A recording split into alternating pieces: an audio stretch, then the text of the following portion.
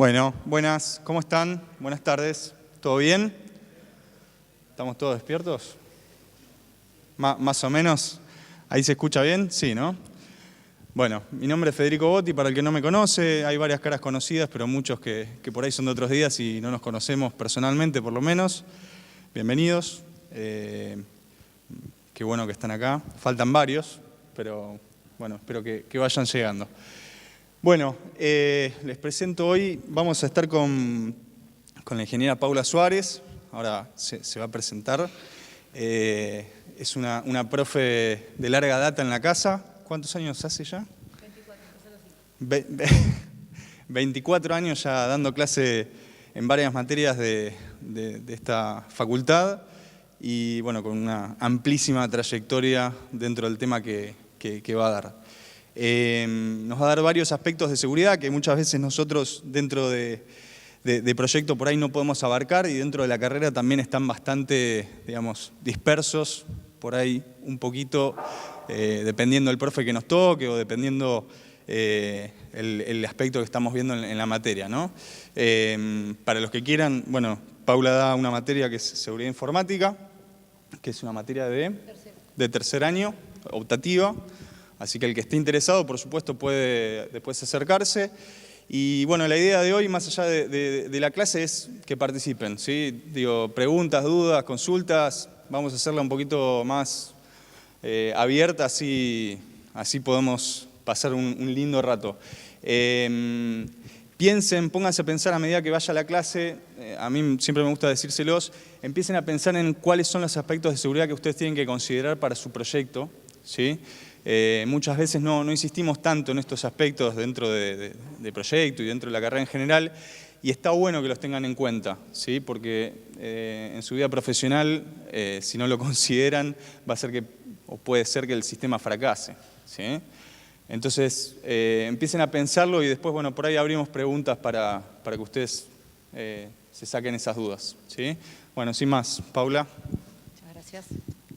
Hola, buenas tardes, ¿cómo están? Después del almuerzo medio complicado levantar esto, hay un par que me los crucé en McDonald's, no voy a decir, así que algo vieron de la presentación porque la estaba terminando de retocar.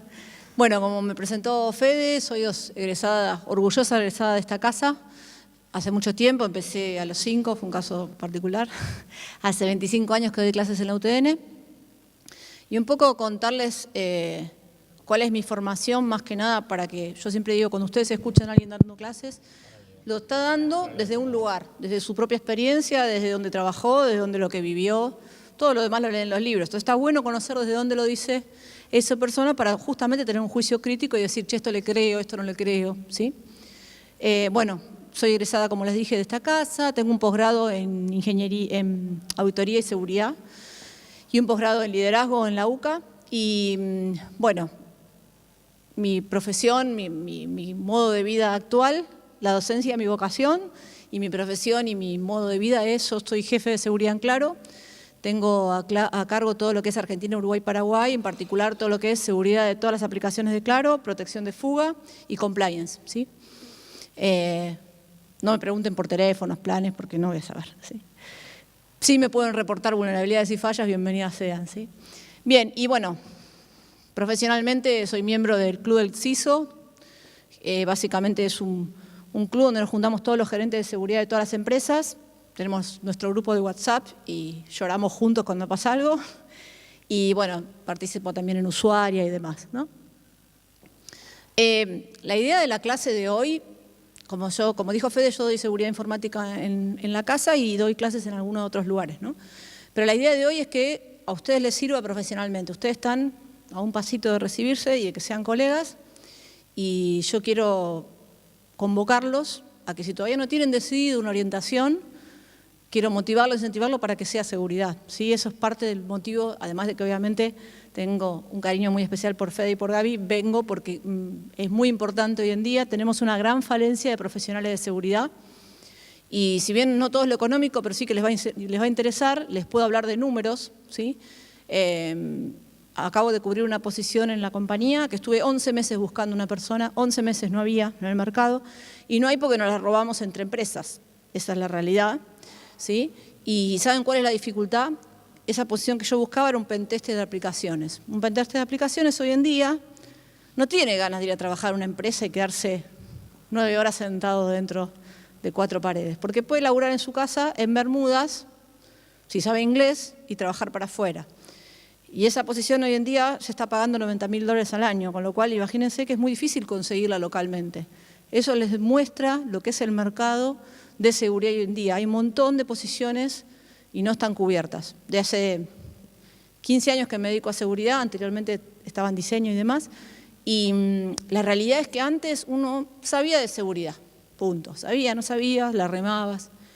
Hoy en día es como, para que hagan la analogía, como el médico de cabecera. Antes alguien sabía de seguridad y listo. Hoy en día hay muchas especializaciones y ese es el objetivo de una de las cosas que yo les quiero contar hoy, ¿sí? Cuando vayamos hablando y poniendo ustedes, pregúntenme, acá no hay pregunta ridícula ni nada, pregunten lo que se les ocurra. El interés mayor es que ustedes entiendan y empiecen a palpar lo que es la seguridad. Primero porque ojalá alguno de ustedes, tengo la gratificación que un par de exalumnos trabajan, algunos están trabajando conmigo actualmente, que les pique el bichito y les interese, y si no está bueno que lo conozcan porque el panorama es muy amplio y no hay gente, ¿sí? Bueno, vamos a empezar, para así se despiertan un poquito, les voy a pedir que agarren una hoja, ¿sí?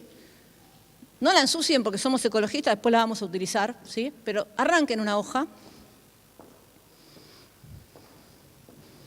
Fede ya me conoce, Gaby también, siempre hago alguna locurita así. Voy a dejar esto porque si no, no les voy a poder decir cómo seguir.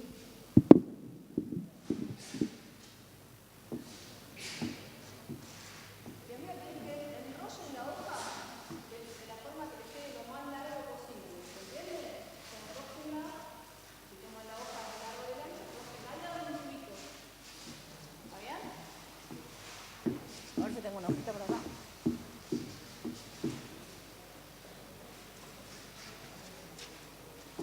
Imagino que el de ustedes es más grande.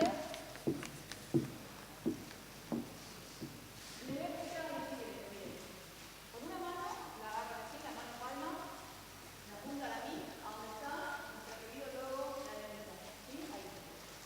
¿Está bien? Yo me divierto con la cabeza. Ahí, y este punto, lo que van a hacer es que van a apoyar aquí, bien. Y simplemente lo que van a hacer es tratar de mirar con el ojo derecho, ¿sí? Por el tubito, haciendo foco en la araña, ¿está bien? Y tapando el otro ojo. Háganlo durante 30 segundos, ¿sí? Miro, con el otro ojo cerrado, mantengo cerrado, lo mantengo cerrado, ¿sí? Bien, cuando yo les diga ya, todavía no, lo que van a hacer solamente es abrir el otro ojo, pero cuando yo les diga, ¿está bien? Contamos hasta 10, 1, 2, 3, 4, 5, 6, 7, 8, 9, 10 y abran el ojo. ¿A cuánto se les agujereó la mano? ¿A cuántos les desapareció la billetera? No, mentira. Bien, un poco el juego es para descontracturar. Si no les salió, lo vuelven a repetir en casa. Pero en realidad es un juego que tiene otra explicación, pero a mí me gusta siempre empezar con algún jueguito como para tirar una semillita. La idea es que al terminar la clase de hoy, ustedes hayan agujereado su mano, ¿sí? Es decir, que puedan empezar a ver las cosas de otra forma, ¿está bien? Todos nosotros vemos las cosas a partir de cómo estamos educados, qué cosas nos han sucedido, qué estudiamos y demás. Y lo que no vemos, no lo sabemos, y lo demás lo googleamos. Entonces, la idea es que ustedes puedan empezar a ver, ¿está bien? Que den ese primer paso, ¿sí? Eso es un poco la idea y el enfoque, y por eso pregunten lo que quieran. No hay ninguna pregunta tonta, porque yo trabajo en seguridad, ustedes no, ustedes me van a poder explicar otra cosa que yo no conozco. Insisto, y la idea es que ustedes se vayan de acá con una herramienta más, ¿está bien? Bien.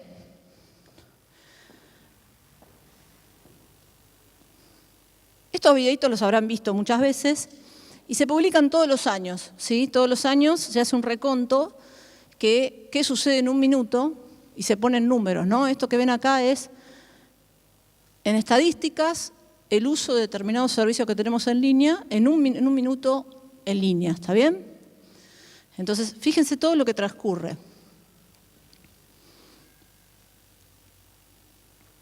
Claramente el mundo cambió. Si yo les pregunto, ¿alguno de ustedes está de novio? ¿Dónde conocieron a su pareja? Gran parte de ustedes lo habrá conocido en línea, ¿sí?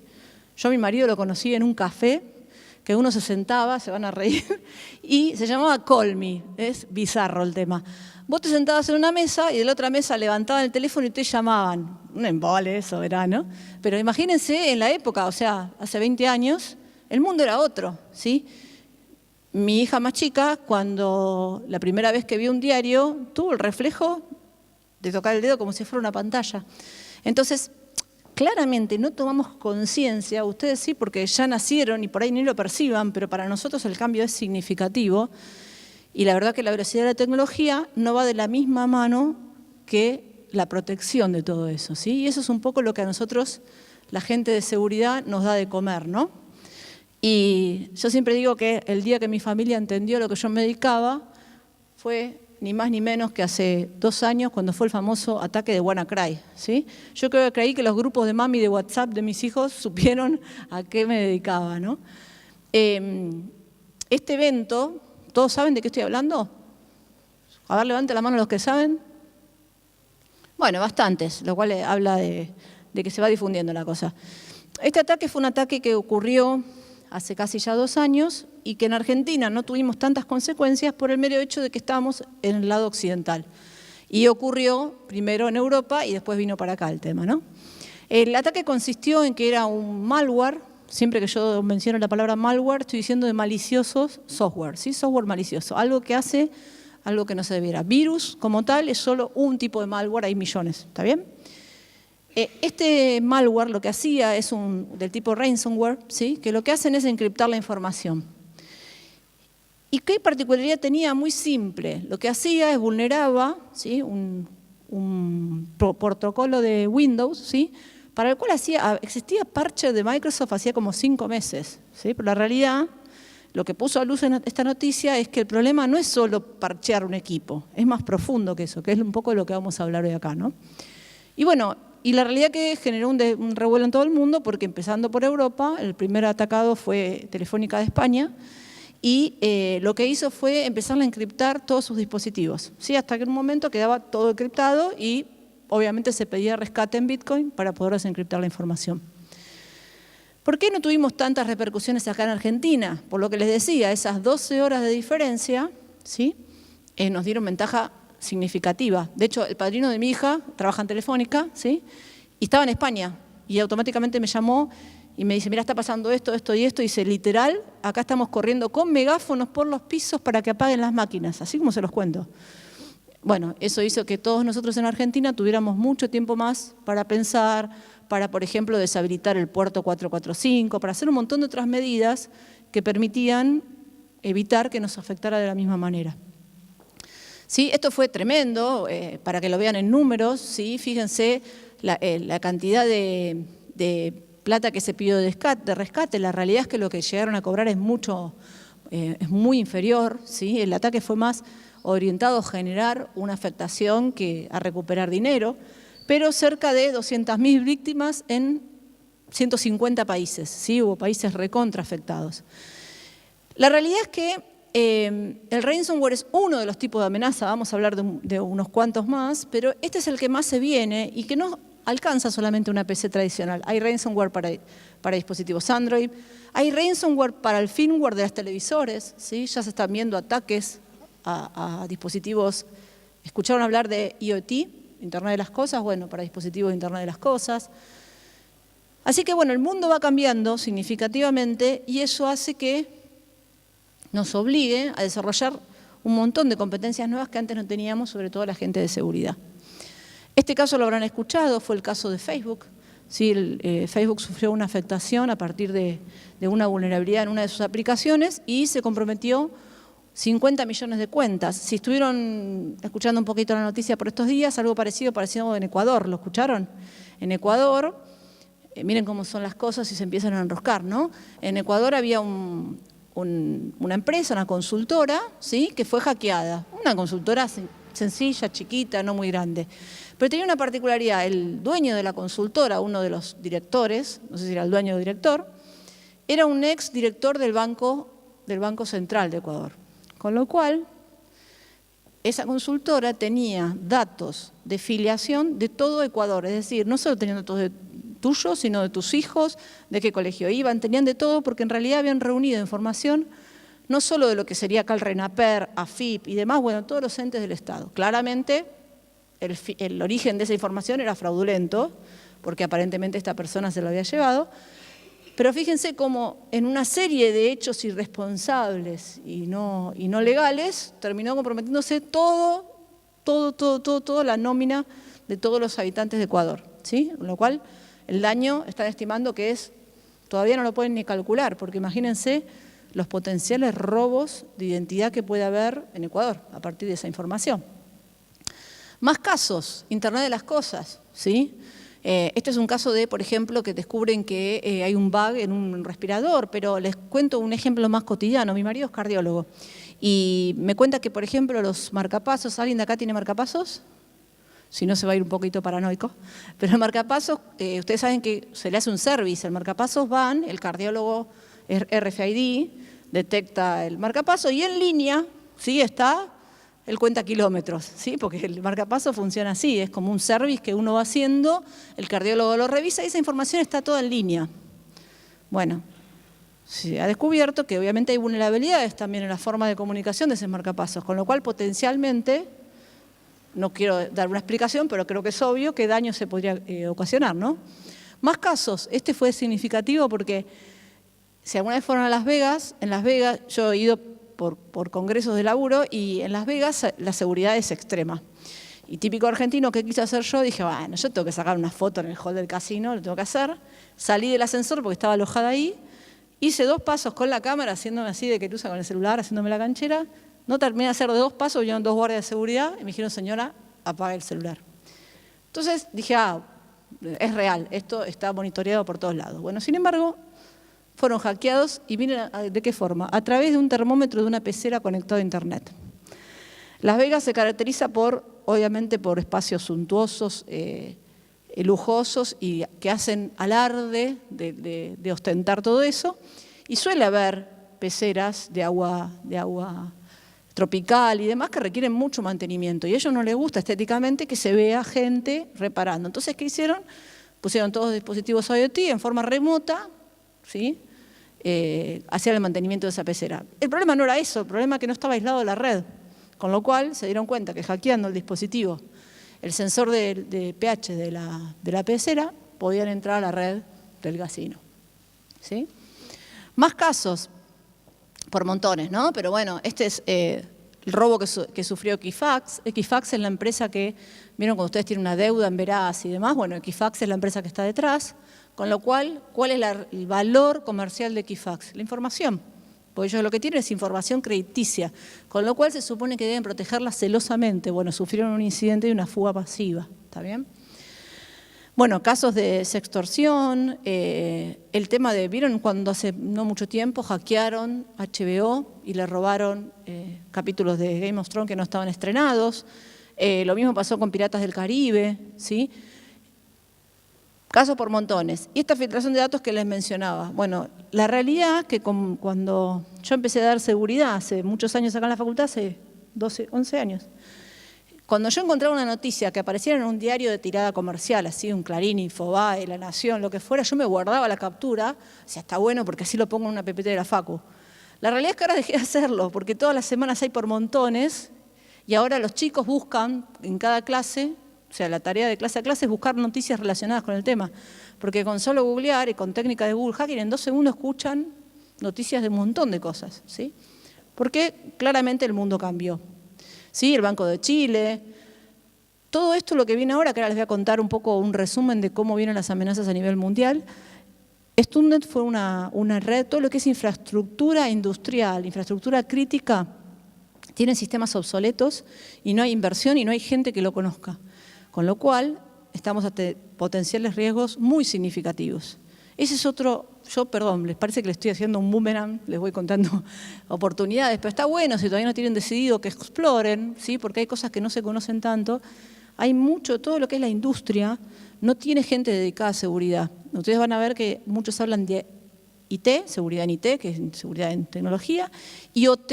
OT, por ejemplo, en este club que les digo que yo participo, hay gente que trabaja YPF, Pampa Energía y demás. Entonces, el otro día presentaban uno de los debates, es, con el correr de los años no va a tener sentido que vos en tu casa tengas un medidor de agua, un medidor de gas, un medidor de electricidad. No tiene sentido alguno.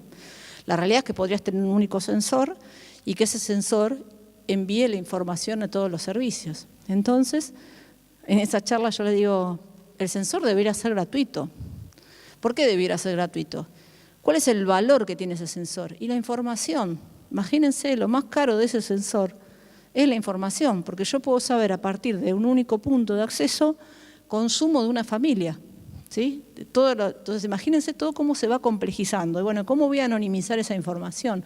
¿Cómo la voy a proteger? ¿Cómo voy a proteger ese dispositivo de un ataque? Todo tela por cortar, como se dice, ¿sí? Hay un montón de puestos no cubiertos. Y están aumentando significativamente las infraestructuras no críticas. No es casualidad un par de datos que les voy a dar un poco más adelante, ¿no? Miren esto. No sé si ustedes escucharon hablar del World Economic Forum, ¿sí? Pero es el Foro Económico Mundial, que hace poco viajaron los presidentes y demás. Y lo que hacen es todos los años presentar informes, ¿sí? Informes que surgen a partir de investigar los países, o sea, de los INDEC de todos los países, más encuestas que se utilizan y demás, y sacan información que obviamente es la que discuten en esos foros los presidentes, ¿sí? Miren qué significativo, los ciberataques en estos foros pasó a ser uno de los principales riesgos que detectan para todas las economías mundiales, ¿sí? O sea, los ciberataques. Este mapa como el que está acá, hoy en día pueden ver un montón, hay un montón en línea que muestran ataques. Si yo les hablara de una película que cuando yo era chica hace mucho tiempo, que se llamaba Juegos de Guerra, ¿sí? Que era re vieja, era un chico que generaba un ataque entre Estados Unidos y Rusia. Hoy en día la realidad es que lo que cuenta esa película es más real que nunca, ¿sí? Y en esa película se mostraba en una pantalla que todos decíamos wow, como un dibujito entre Estados Unidos y Rusia. Esto es en línea, ¿sí? Esto lo pueden ver en línea. Hay un montón de mapas que están mostrando en simultáneo los ataques. Y no son fantasía, porque ¿de dónde tienen esta información?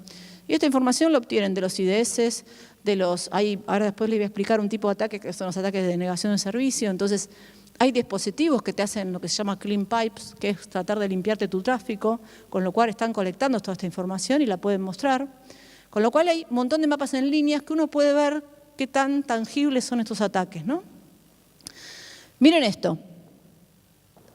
Obviamente lo están leyendo todos, ¿no? Está muy chiquitito, pero para que lo vieran, de este cuadrante que presenta el World Economic Forum, el de este año, 2019, esto que se ven acá siempre se interpreta así, probabilidad por impacto. O sea, la probabilidad de que acontezca un determinado evento y lo que está acá arriba es el impacto que ocasionaría, ¿no? A nivel económico. De este cuadrante, si yo divido este cuadrante en 4, en el cuadrante superior de la derecha, miren lo que pasa. En este cuadrante, miren los colores, ¿sí? Todo lo que ustedes vean en violeta son riesgos de tipo económico, o sea, son riesgos que se pueden manifestar y que tendrían un impacto importante, ¿está bien? Nunca había pasado esto, que aparecieran 3 de color violeta en el cuadrante superior. Es decir, esto demuestra, miren este caso, ciberataques está a la misma altura que un desastre natural o daños de la naturaleza por eventos extremos de la naturaleza. Miren acá, caídas de infraestructura crítica, como el caso que mencioné con un potencial Stuxnet o lo que venga nuevo.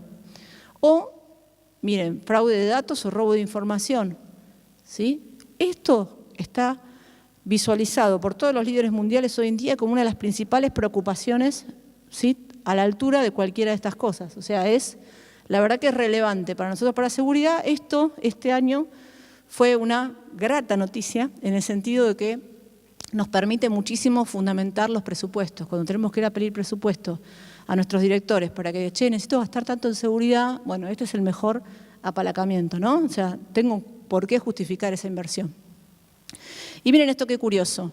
Dentro del top 10 en términos de probabilidad, cuarto y quinto puesto lo tienen amenazas de seguridad, ¿sí? O sea, fíjense que es eventos extremos de la naturaleza, desastres naturales. En cuarto lugar y quinto entran ciberataques y robo de datos. Y en términos de impacto del daño que pueden causar, en séptimo lugar están los ciberataques y en octavo el daño a infraestructura crítica, ¿no? La verdad que es bastante relevante, ¿sí? Y significativo. Y miren cómo evolucionan los años, ¿no? 2009-2019, no pretendo que lean porque yo sé que la letra es muy pequeña, ya luego le vamos a dar la PPT, pero si ustedes se fijan en los colores y solo prestan atención, miren cómo aparece el violeta ahora, y antes, salvo estos eventos aislados, no aparecía, ¿sí? Claramente el mundo está cambiando, hay una demanda insatisfecha de profesionales de seguridad. Para ponerles más números concretos, se calcula que para el 2022 se va a requerir el 50% adicional de gente de seguridad y no la hay, ¿sí? No la hay y la realidad es que está creciendo de una manera tan grande que el mercado no lo va a poder satisfacer. Con lo cual, viendo todo esto, nos puede pasar dos cosas, ¿sí? Nos podemos poner como Sheldon, preocupados y metiéndonos a respirar a través de la bolsita, o la verdad que es una gran oportunidad, ¿sí? Sin duda a mí me encanta y puedo estar horas hablando y me va a tener que ir marcando el tiempo porque a mí me encanta la seguridad. Pero la realidad, créanme que si se ponen a investigar es muy interesante porque nunca te aburrís. Siempre hay cosas para aprender nuevas, siempre hay escenarios nuevos, aparecen. Es más, metes una herramienta para proteger un riesgo y esa herramienta te mete riesgos nuevos, con lo cual nunca se van a aburrir. ¿A qué nos dedicamos? Todo esto para contarles un poquito de por qué somos importantes. Esto después se lo pasó a mi jefe para que nos sigan pagando el sueldo, pero al margen de eso es para contarles un poquito qué hacemos en seguridad. Entonces vamos desde lo básico. Siempre cuando definimos seguridad decimos que trabajamos en estas tres, en lo que se llama la tríada de seguridad, ¿no? A mis alumnos les digo, si ustedes aprenden esta fórmula, cualquiera de ustedes puede trabajar mañana mismo seguridad, pero no se lo cuenten a mi jefe porque me baja el sueldo, pero es así. Yo simplemente tengo que entender que mi día a día es asegurar estas tres cosas: confidencialidad, integridad y disponibilidad, tan viejo como la fórmula de la Coca-Cola, ¿sí? Es decir, yo tendría que poder garantizar en la información en cualquiera de sus estados, de hecho un papel con información al lado de una impresora también es problema mío, ¿sí? Tengo que garantizar confidencialidad, integridad y disponibilidad. ¿Qué es la confidencialidad? Ni más ni menos que solo la tenga que ver, que solo la vea quien la debe ver, ¿sí? Es eso solo.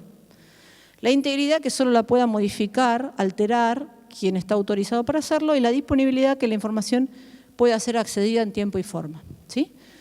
Si yo pienso esto solo y hago lo que se llama gestión de riesgos, esto lo puedo extrapolar a cualquier situación y analizar riesgos. ¿Cómo lo hago? Básicamente tengo que tener en cuenta algo muy importante que siempre pregonamos en la facultad, en todos los órdenes de formación, no solamente en seguridad. Cuando yo implemento un software nuevo, ¿qué le dicen siempre? Si vos construís un software, pero no pensás en el proceso y en la tecnología y las personas que lo van a operar, la solución no escala, ¿está bien? Acá ocurre lo mismo. Contenido por leyes, regulaciones, estándares. Yo sé que ustedes tienen una materia, lo deben tener el doctor Arquitas Pase, según me contó Fede, que es una persona que sabe muchísimo de derecho informático, otro ámbito en el cual también los alentamos a participar. Todo lo que es derecho informático regula nuestra operación, ¿sí? Temas de los que nos ocupamos nosotros, datos personales, ley de delitos informáticos, la ley de grooming, ¿sí? Todo lo que son investigaciones. Por ejemplo, yo participo como consultor técnico, perito técnico de la empresa en la que trabajo para todas las causas. Entonces, las investigaciones son recontra desafiantes. Como tenéis que ir a buscar desde lo más horrendo, que es ir a perseguir un dato de un pedófilo, pero que tiene su satisfacción de poder dar la información y ser útil a la investigación, hasta analizar un fraude también involucra seguridad, ¿sí? Todo eso que nos regula, nos contiene y nos define el ejercicio de la profesión. Y cuando tomamos decisiones siempre tenemos que hacerlo de una manera equilibrada, ¿sí? Es decir, si ustedes imaginan un triángulo, ¿sí? Hicieran un triángulo con 3 hilos, ¿qué pasa si tiran de una punta? El triángulo se deforma. Entonces, siempre que tomo decisiones de seguridad, tengo que asegurarme de tener un triángulo lo más equilátero posible. Es decir, si yo pienso solo en tecnología, obviamente se me estira el triángulo y la solución es una manta corta. Lo mismo para cada una de las aristas. Entonces, esto es lo que hacemos. Como decía esta frase que está citada de Bruce Snyder, si piensas que la tecnología puede solucionar tus problemas de seguridad, está claro que no entiendes ni los problemas ni la tecnología, ¿sí? La realidad es que no solo alcanza con comprar un firewall de última generación para proteger tu red, como explicarle a un usuario que no tiene que abrir un correo y hacer clic en un link que tiene phishing, ¿sí? Todo es importante en seguridad. Por eso nunca acaba nuestra tarea, ¿no? ¿Y qué es lo que hacemos como seguridad? Gestionamos riesgos, simplemente gestionamos riesgos. No sabemos de todas las tecnologías, no es posible saberlo, pero siempre tenemos que tener ese paragüita. Yo lo que hago es gestionar, tomar decisiones de riesgo, ¿sí? ¿Y cómo se gestiona riesgo? ¿Ustedes vieron riesgo ya en alguna materia? Algunos asienten. ¿Cuántos vieron riesgo ya? Ah, bueno, entonces voy bastante más rápido. Básicamente, cuando yo analizo riesgo, lo que digo es que puede ocurrir algo y que si eso ocurre puede impactar. Como la gente de seguridad somos muy pesimistas, nos preocupan los riesgos que nos impactan de manera negativa. Si le pregunto a alguien de marketing, me dice el riesgo es una oportunidad, ¿está bien? Pero bueno, nosotros no somos negativos, nos preocupamos los que amenazan de forma negativa. Entonces yo tengo el activo, que es el recurso, producto, proceso, todo aquello que tiene un valor, ¿sí? El activo de información no es solo un archivo, puede ser, como les decía, un papel, un proceso. La amenaza es aquello que puede impactar de manera negativa y la vulnerabilidad es la ausencia o debilidad de control. Se los voy a explicar con un ejemplo bien gráfico. En este momento entra una persona por el aula, por la puerta del aula magna grande, una persona con una gran piedra, ¿sí? Viene corriendo, ¿sí? Está de mal humor, no la probé en el cuatrimestre pasado, agarra esa piedra y le pega a mi notebook y la rompe, ¿sí? ¿Cuál sería la amenaza? No haberlo probado el cuatrimestre pasado. No, mentira. ¿Cuál sería la amenaza? ¿Cuál es la amenaza? La piedra. O alguien podría decir, no, la persona que lanza la piedra no lo vamos a discutir. Pueden ser las dos respuestas básicas. Pero ¿cuál es la vulnerabilidad? Exactamente, aquello que hace que la notebook se rompa, ¿sí? Es decir, si yo en vez de decir la notebook, para hacerlo más gráfico, hubiera puesto una ventana de vidrio, la vulnerabilidad, ¿cuál es? La fragilidad del vidrio. El vidrio solo no se rompe, la amenaza sola no afecta a la ventana. Es la conjugación de esa amenaza con esa vulnerabilidad, ¿sí? Entonces tiene que existir una piedra y un vidrio frágil para que tenga lugar esa amenaza. Eso es lo que hacemos cuando identificamos riesgos. Básicamente lo que hacemos es responder 4 preguntas, es ver qué puede ocurrir, eso sería mi evento, qué puede pasar. En cualquier orden. Y ahora me gustaría que en forma aislada me cuenten de qué son sus proyectos y que empiecen a pensar cómo analizarían riesgos. ¿Qué tan real o frecuente puede ser? Ahí determino la probabilidad. ¿Cuánto daño me puede hacer? Che, el monitor no puedo usar más la notebook o podría reemplazarle el cristal. Bueno, no sé. Bueno, ese es el impacto. Y por último es, ¿cuántos riesgos somos capaces de tolerar? ¿Sí? Esto se conoce como apetito de riesgo. No es lo mismo, ¿sí? Una organización que se dedica a inversiones financieras que una instalación militar. ¿Está bien? Entonces, básicamente nosotros, ese evento que identificamos, lo vamos a ubicar en algún lado de este cuadrante. Este cuadrante está dado por probabilidad e impacto, ¿sí? Y lo que hacemos es ordenar de todos los riesgos que yo identifiqué, que voy a identificar un montón por un montón de activos, los voy a ir poniendo acá con puntitos y voy a decir, este cuadrante podría dividirlo en 4 y decir, todo lo que está acá arriba en el mapa de calor es rojo, voy a desarrollar estrategias y lo voy a proteger. ¿Cómo lo voy a proteger? Y bueno, identifico la amenaza, evalúo el riesgo y le doy tratamiento. ¿Qué es darle tratamiento? Básicamente es o reducir probabilidad, o reducir impacto, o reducir ambas a la vez. Es decir, evitar que algo ocurra o evitar que si ocurre me genere un daño mayor. Esa es la forma de gestionar riesgo. Por eso hay 4 verbos que lo resumen, que son evitar, los dibujos les van a ser muy gráficos para acordarse, ¿sí? Evitar es pobre cocodrilo, ¿sí? Terminar con el cocodrilo. Aceptar es, yo sé que puede venir un cocodrilo, si viene el cocodrilo rajo, lo más rápido que pueda. Transferir el riesgo, esto sería el caso, por ejemplo, yo estaciono mi auto en una calle que está catalogada como insegura y dejo mi auto a la noche y digo, la verdad, no quiero entrar al auto a casa, me da miedo, lo que fuera, tengo un seguro. Si me roban la goma del auto, el seguro paga. Eso es transferencia de riesgo, ¿está bien? O mitigar. Mitigar, acá no sé si llegan a distinguir, pero se puso una herradura medieval, es decir, no puedo evitar que el cocodrilo venga, pero me la banco, ¿sí? Voy a hacer que me lastime lo menos posible. Así, por infantil que les suenen estos dibujos, son las 4 decisiones de riesgo que pueden ustedes tomar en cualquier contexto que evalúen. Por ejemplo, a ver, ¿de qué hay proyectos acá? Hacemos un número, cuento hasta 5 y el que cae, cae. 1, 2, 3, 4, 5. Las chicas de adelante. ¿De qué es el proyecto de ustedes?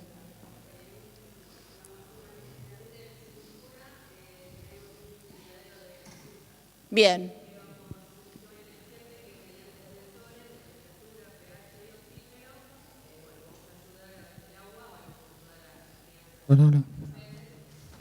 Excelente. El caso que vimos del casino les puede pegar a las chicas. A ver, todos ustedes son competidores y son competidores de mala fe.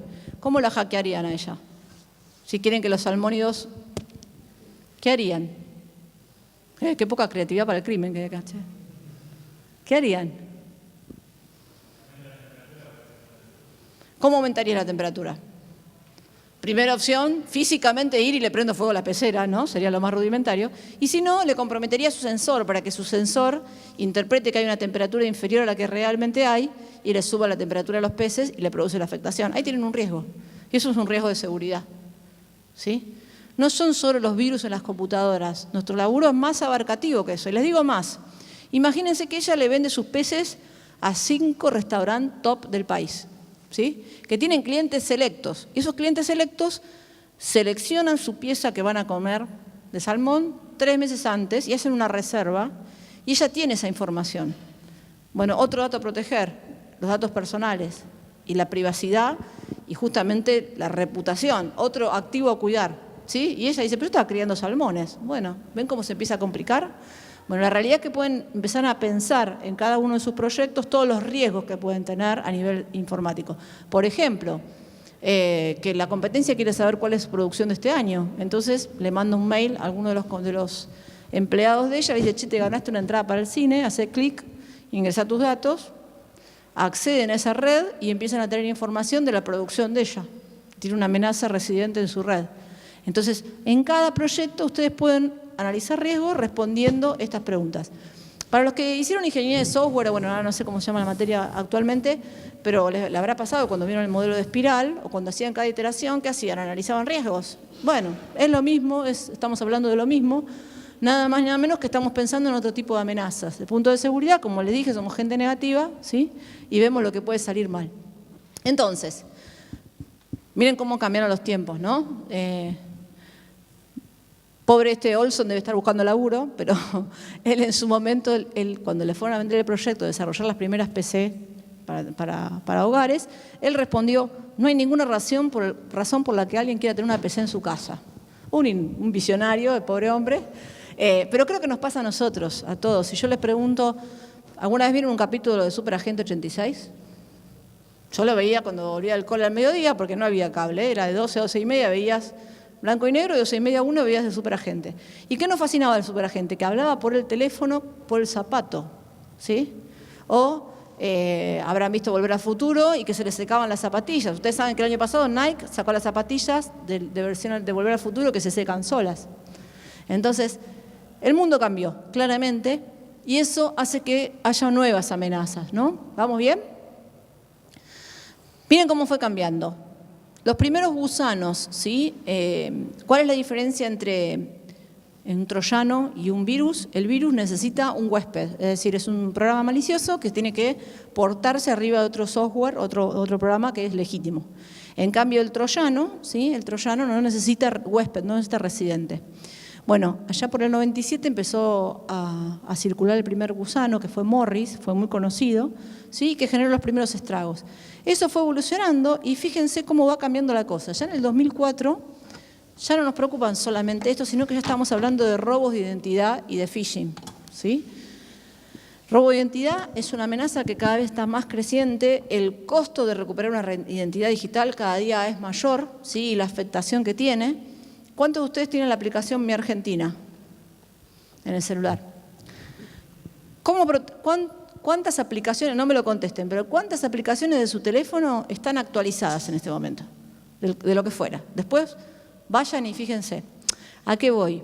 Guardamos información recontra valiosa en nuestros smartphones y no somos expertos en seguridad ni tenemos que hacerlo, pero a veces no sabemos el riesgo que puede tener asociado. Ni les pregunté si tenían patrón de seguridad, porque seguramente ustedes tienen patrón definido en su teléfono, pero gente mayor ni siquiera tiene, y con la aplicación Mi Argentina están todos los datos filiatorios de una persona, lo cual es buenísimo como proyecto. Pero bueno, el tema es las consecuencias que puede traer, ¿no? Bueno, el tema de phishing, hay una amenaza que se llama BEC, ¿sí? Business Email Compromise, que tiene que ver con el compromiso a nivel de los mail corporativos. O sea, cada vez más hay muchas amenazas. El año pasado Chile sufrió unos saqueos millonarios en los bancos a partir de compromisos que iniciaban por un correo, ¿sí? A un empleador le llegaba un correo, che, te ganas tal cosa, entra a tal lugar, y la gente ingresaba y se comprometían esas credenciales de red y la red era hackeada, ¿no? Bien, el caso de phishing fue creciendo, ya hablamos para el 2007, ya estamos hablando de ataques de denegación de servicio, aumento de lo que son las botnet. ¿Saben lo que es una botnet? Una botnet es una red, ¿sí? El nombre viene de bot, es red de bot, ¿sí? Pero básicamente es una red de computadoras zombies que alguien las controla de manera remota, ¿está bien? Hoy en día es una de las amenazas más crecientes. Y lo loco es que uno puede hasta alquilar por hora una botnet. Yo quiero hacer un ataque de spam, alquilo la botnet, $400, como software as a services, me dan esa red para generar ese daño. Con lo cual es un mercado muy rentable, lamentablemente. Van a ver más adelante una slide que yo puse que la OEA dice que la ciberdelincuencia es más rentable hoy en día que el narcotráfico. ¿Sí? Imagínense el desafío que representa para proteger eso. ¿Sí? Una botnet yo la puedo emplear por muchas cosas, de manera maliciosa, sin duda, ¿no? Se utilizan para hacer spam, se utilizan para campañas, se utilizan para ataques de denegación de servicio. ¿Qué son los ataques de denegación de servicio? ¿Lo escucharon nombrar? Les voy a dar un ejemplo muy sencillo. Vamos con el ejemplo típico. Doña Rosa se acuesta todos los días a dormir la siesta de 3 a 5 de la tarde. ¿Sí? Y Jaimito, que está aburrido, ¿sí? No tiene nada que hacer, va y le toca timbre. Tum, Doña Rosa se levanta y lo atiende. A la cuarta, quinta vez, Doña Rosa se pudrió. Viene el sodero, vieron que antigua, ¿no? Viene el sodero a traerle la soda y Doña Rosa no le abre la puerta. ¿Por qué? Le tocaron el timbre legítimamente. ¿Pero qué pasó con Doña Rosa? Ya no podía distinguir el normal de la normal. Un ataque, más allá de lo infantil de la anécdota, les doy un ejemplo más significativo. Si yo un servidor que trabaja con un protocolo handshake, ¿sí? Que donde yo le mando un sync y el servidor me manda un acknowledge y se queda esperando que yo le haga el sync acknowledge, esa conexión queda activa. ¿Me van siguiendo? Y esa conexión tiene lo que se llama un TTL, un tiempo que tiene que estar viva. Si yo ese TTL lo pongo muy grande, ¿sí? Pongo un TTL de mucho tiempo, ¿qué va a ocurrir cuando la capacidad sean 10 conexiones, llegue la conexión número 11? El servidor no va a poder atender más. Y no va a poder hacer nada más porque va a decir, che, pero las 10 son legítimas, yo no puedo distinguir lo legítimo de lo ilegítimo. Ese tipo de ataque se llama ataque de denegación de servicio SyncFlood y lo que hace es cuando alguien en forma masiva le manda en forma distribuida un montón de peticiones a un servidor legítimo. Puede ser un DNS, puede ser un web server, lo que fuera. ¿Y qué es lo que pasa con ese servidor? Dice, hasta acá llego y no puedo más, porque no puede distinguir tráfico real de lo que no lo es. Las redes botnet lo que hacen es generar tráfico en apariencia real, porque provee de IPs distintas, de horarios distintos, entonces les hace muy difícil en una infraestructura normal poder distinguir. Por eso aparecen los módulos de antidenegación de servicio, ¿sí? Que yo les mencionaba antes. Pero ese es uno de los ataques más significativos que está ocurriendo hoy en día. De la tríada de seguridad que vimos, ¿cuál de las aristas se les ocurre que afecta un ataque de denegación de servicio? ¿La confidencialidad?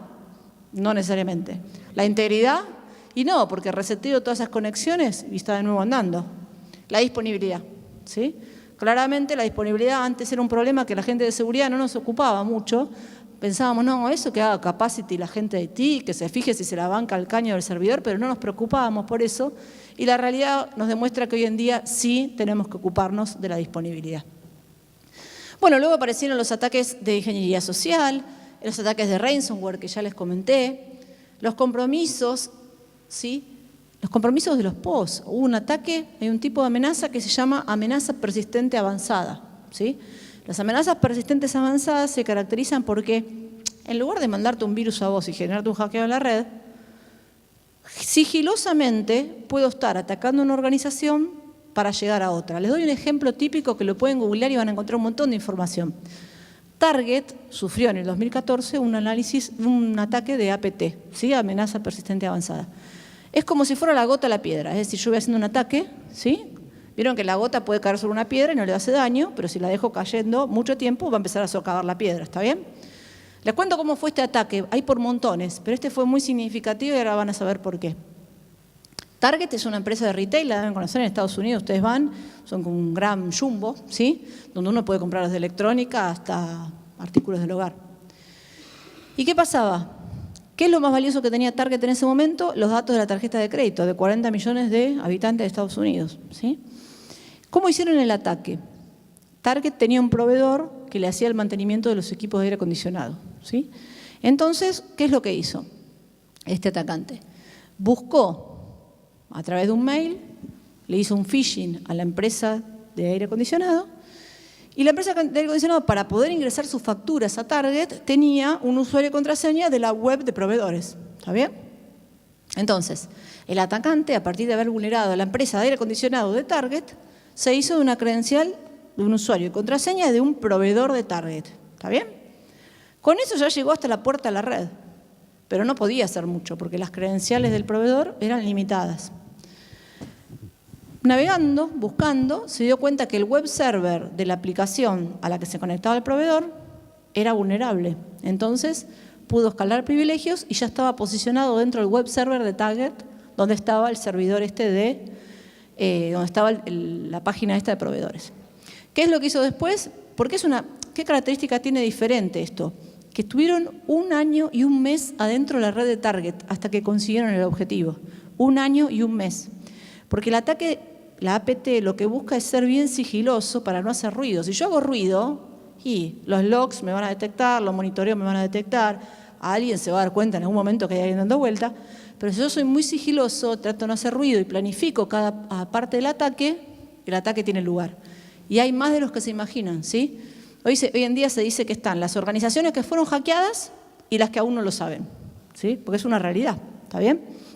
Entonces, estaban ahí adentro, ¿qué hizo? Pudo escalar privilegios y se creó un usuario de dominio dentro de Target. O sea que ya estaban dentro de la red de Target con usuario propio creado. Empezaron a navegar dentro de la red, buscar, caminar, encontrar servidores y se encontraron con la base de datos de las tarjetas de crédito. Pero la base de datos de la tarjeta de crédito estaba protegida porque era PCI Compliance. ¿Qué es PCI Compliance? Esa es otra arista de lo que nos dedicamos nosotros los de seguridad, que todo lo que tiene que ver con compliance es el cumplimiento de normas de seguridad. La norma PCI es una norma que afecta a todo aquel que trafica datos de tarjeta de crédito. ¿Sí? Ustedes van y compran hoy por Mercado Libre, vieron cuando entran por el Mercado Pago, está certificado PCI. O si ingresan y van con un postnet. Todo el que trafica datos de tarjeta tiene que cumplir con PCI, con distintos niveles, no viene al caso, pero bueno, la idea es que Target cumplía con PCI, había hecho los deberes, con lo cual esa base de datos estaba protegida. Entonces el atacante dijo, no me puedo llevar los datos de la tarjeta. Pero no se cansó, siguieron adentro. Entonces dijeron, bueno, no puedo llegar a los datos de la base de datos que ya los tengo cocinaditos. ¿Por qué no me voy a los postnet? Los postnet donde capturan en los locales. Y se dieron cuenta que si bien la red estaba segmentada, podían llegar hasta los postnet. Entonces directamente empezaron a escuchar todas las lecturas de tarjetas.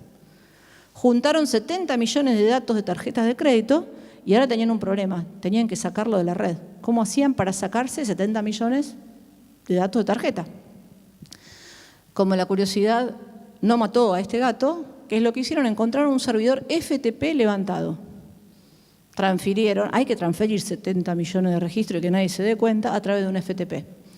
Conclusión, este fraude, que fue a nivel catastrófico para la compañía, además de ser una pérdida billonaria, se llevó al CEO de la compañía y todavía hoy en día tiene un daño reputacional impresionante Target. Eso fue uno de los primeros casos de amenazas persistentes avanzadas. Malware bancarios, ¿sí? Todo lo que es, ¿cuántos de ustedes tienen Bitcoin? Aunque sea algún centavo. Muy bien. Bueno, protejan sus billeteras, ¿sí? Las billeteras de Bitcoin, cada vez los malware son más refinados. Entonces, hubo un malware, por ejemplo, que comprometía el copy-paste. Cuando ustedes tienen que hacer una transferencia con un Bitcoin y demás, ¿qué es lo que suelen hacer? Copiar y pegar la cadena para transferir, ¿sí? Bueno, ese malware, ¿qué hacía? detectaba cuando en la papelera lo que estabas copiando era una cadena de Bitcoin, ¿y saben qué le modificaba? El destino de la transferencia. Entonces, la verdad que una genialidad, la verdad que esa creatividad puesta ahí, pero bueno, guarda con las billeteras digitales. Entonces, esto es lo que se viene y luego viene todo esto, ¿no? Todo lo que es, no solo las amenazas que hoy tenemos, sino las amenazas más bien dirigidas, todo lo que son los ataques a Internet de las cosas y a los servicios en la nube, ¿sí? Ahora les voy a contar, más allá de lo tradicional que hacemos en seguridad, el gran desafío hoy en día ya es un hecho. Tus usuarios se van a ir a la nube. Por más que vos vendas nube, por más que vos tengas infraestructura, como se dice on-premise, la gente va a querer comprar el servicio en la nube porque es point and click y ya lo tiene funcionando. Entonces, ¿cómo proteger todo eso? Es recontra complicado. Esto es lo que les mencionaba de la OEA, ¿no? Fíjense la rentabilidad del cibercrimen. Más rentable, ¿sí? El retorno de inversión que tiene es más rentable que el narcotráfico. Con lo cual, ante un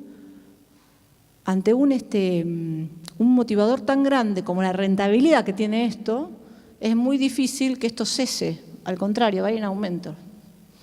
Con lo cual es un gran desafío. Fíjense, ¿cuánto es la inversión que tengo que hacer para el cibercrimen? Muy baja. El riesgo, muy bajo, depende de la legislación, depende de cuál es mi pericia para poder ocultar. Esto, la idea no es alentarlos a esto, ¿eh? La idea es alentarlos a proteger todo esto, ¿sí? Y fíjense el retorno de inversión que tiene del 300% en una semana. Si averiguan qué industria puede dar ese retorno de inversión, muy pocas. ¿Está bien?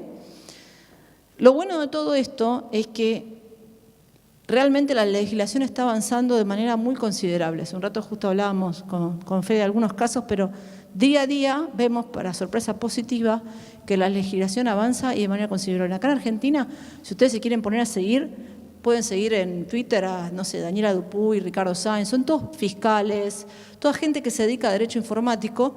Muchos de ellos han tenido causas contra Cuevana, por ejemplo, y la verdad que uno se aprende un montón si los empieza a seguir, ¿no?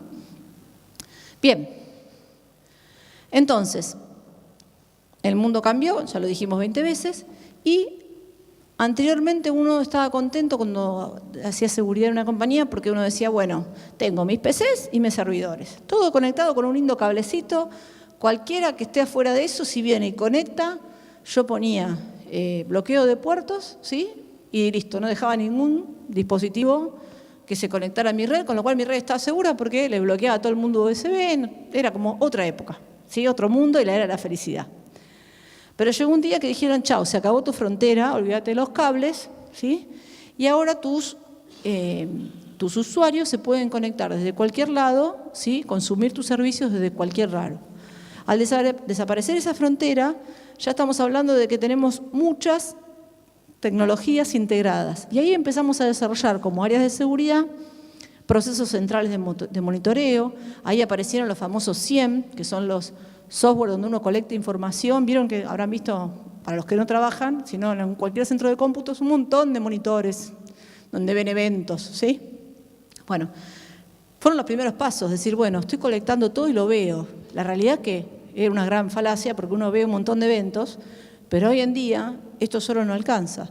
Y tengo que evolucionar y pensar en inteligencia basada en la integración. Es decir, hoy en día lo que estamos trabajando, todos los que nos dedicamos a seguridad, obviamente, en IA y en Machine Learning para aprender el comportamiento de los usuarios.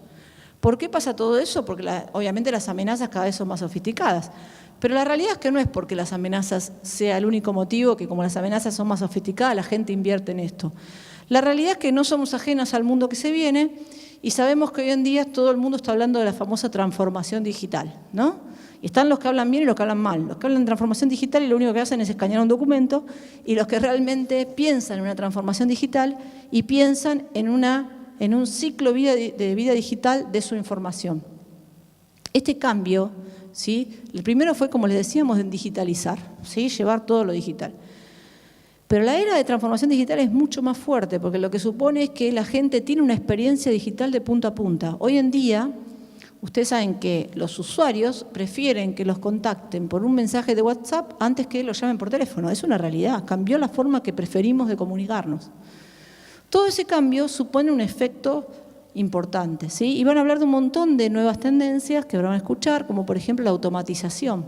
Los famosos RPA que están tan de moda hoy en día no nos escapan a nosotros de seguridad, ¿sí? Y nos permiten, obviamente, transformar esa experiencia. Este dibujo lo van a ver mucho en todo lo que tiene que ver con transformación, porque justamente lo que dice es, habla de la experiencia del cliente, la analítica de los datos y la estrategia digital. ¿A qué hace referencia? Nosotros como seguridad tenemos el desafío de no solo proteger al usuario, sino también darle una buena experiencia. Una buena experiencia del usuario es, che, si yo sé que vos te conectás todos los días a las 3 de la tarde y lo haces desde ese teléfono smartphone, en tal celda, y solés hacer esto, esto y esto, ¿para qué te voy a autenticar 35 veces? Ahora, si vos no solés transferirle a Hungría un sábado a las 2 de la mañana, sí te voy a preguntar. Algo tan básico como eso, que antes le llamamos análisis de riesgo basado en comportamiento, hoy en día es lo que la analítica nos da a nosotros también una gran base para tomar mejores decisiones de información. Entonces, descargo la prueba al usuario y yo me tengo que ocupar de proveer una experiencia segura, ¿sí? El caso típico es el CAPTCHA, ¿sí? Odioso CAPTCHA. ¿A quién protege el CAPTCHA? ¿Al usuario o al servidor? Al servidor, ¿sí? Entonces, ¿por qué le estoy llevando la carga? Ya sé que me van a decir que en claro hay un CAPTCHA, pero bueno, déjenlo ahí. La realidad es que yo le estoy exigiendo al usuario que se tome el trabajo de cumplir un CAPTCHA, ¿sí? ¿Para qué? Para evitar que me hagan un ataque masivo a mí, ¿sí? Entonces, ahí es un claro ejemplo de una mala experiencia al usuario.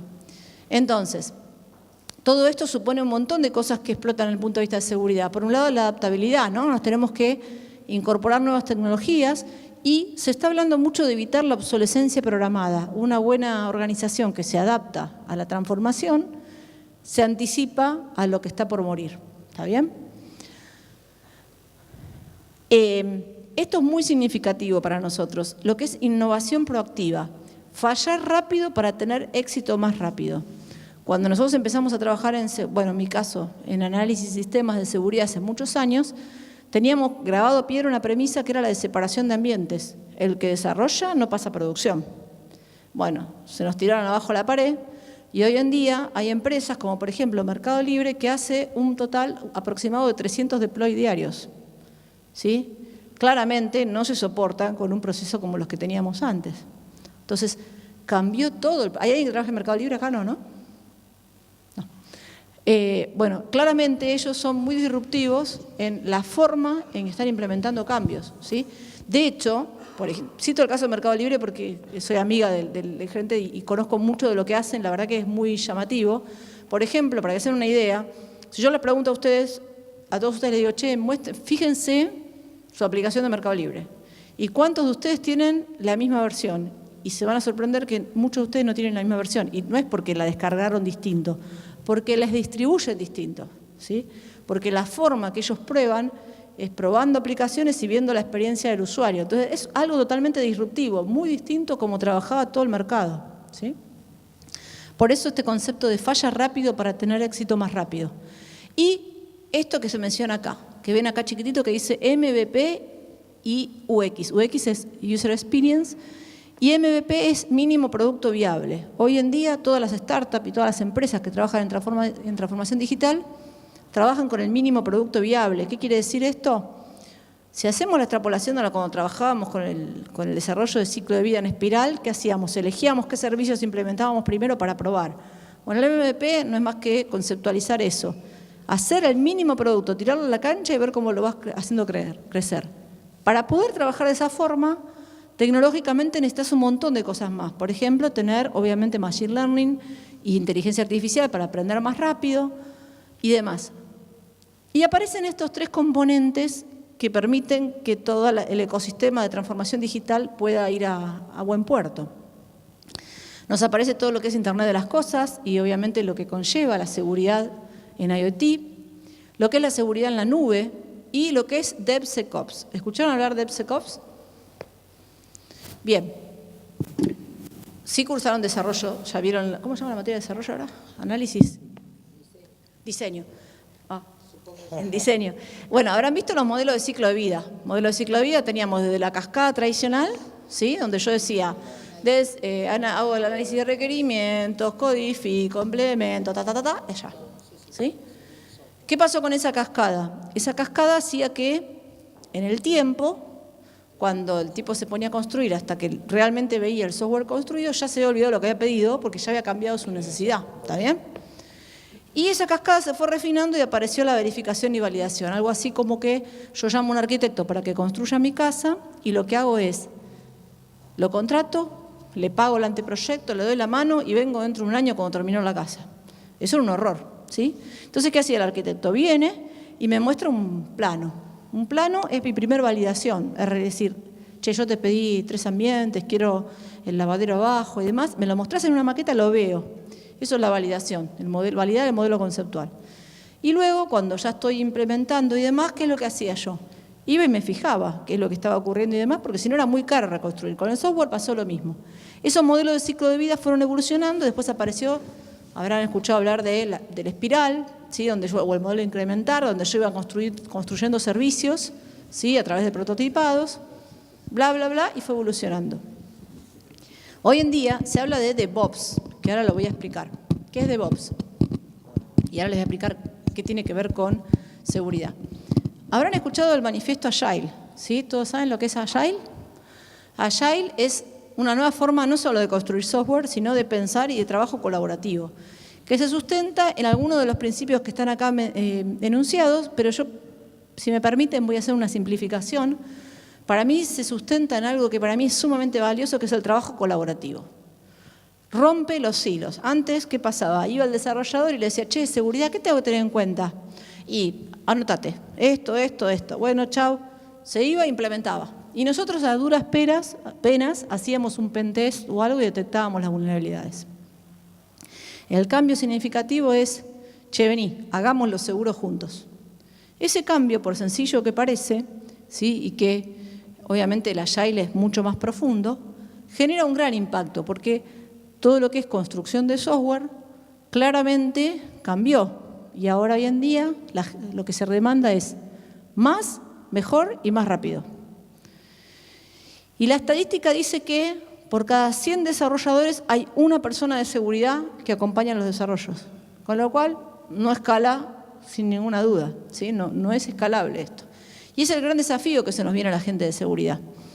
Básicamente porque este DevOps lo que propone es, si yo pensaba antes en el desarrollador o desarrolladora y el implementador, había una clara división en el medio. Vos no tocás producción, vos no tocás desarrollo y me pasás lo que querés implementar por arriba de la pared.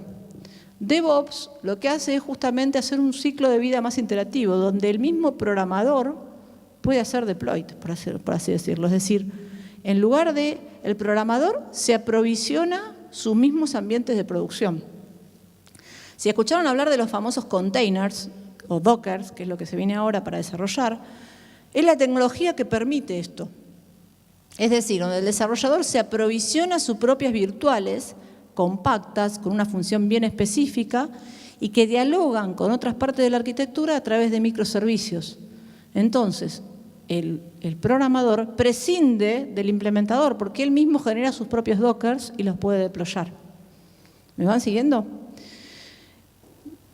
Si yo les preguntara cuántos de ustedes contemplaron seguridad en sus proyectos, bueno, ellos ya empezaron ahora con la pecera a contemplar algunas cosas, pero ¿cómo se imaginan, qué cosas contemplarían en cada uno de sus proyectos de seguridad? Por ejemplo, además del sistema de producción de salmones, ¿no?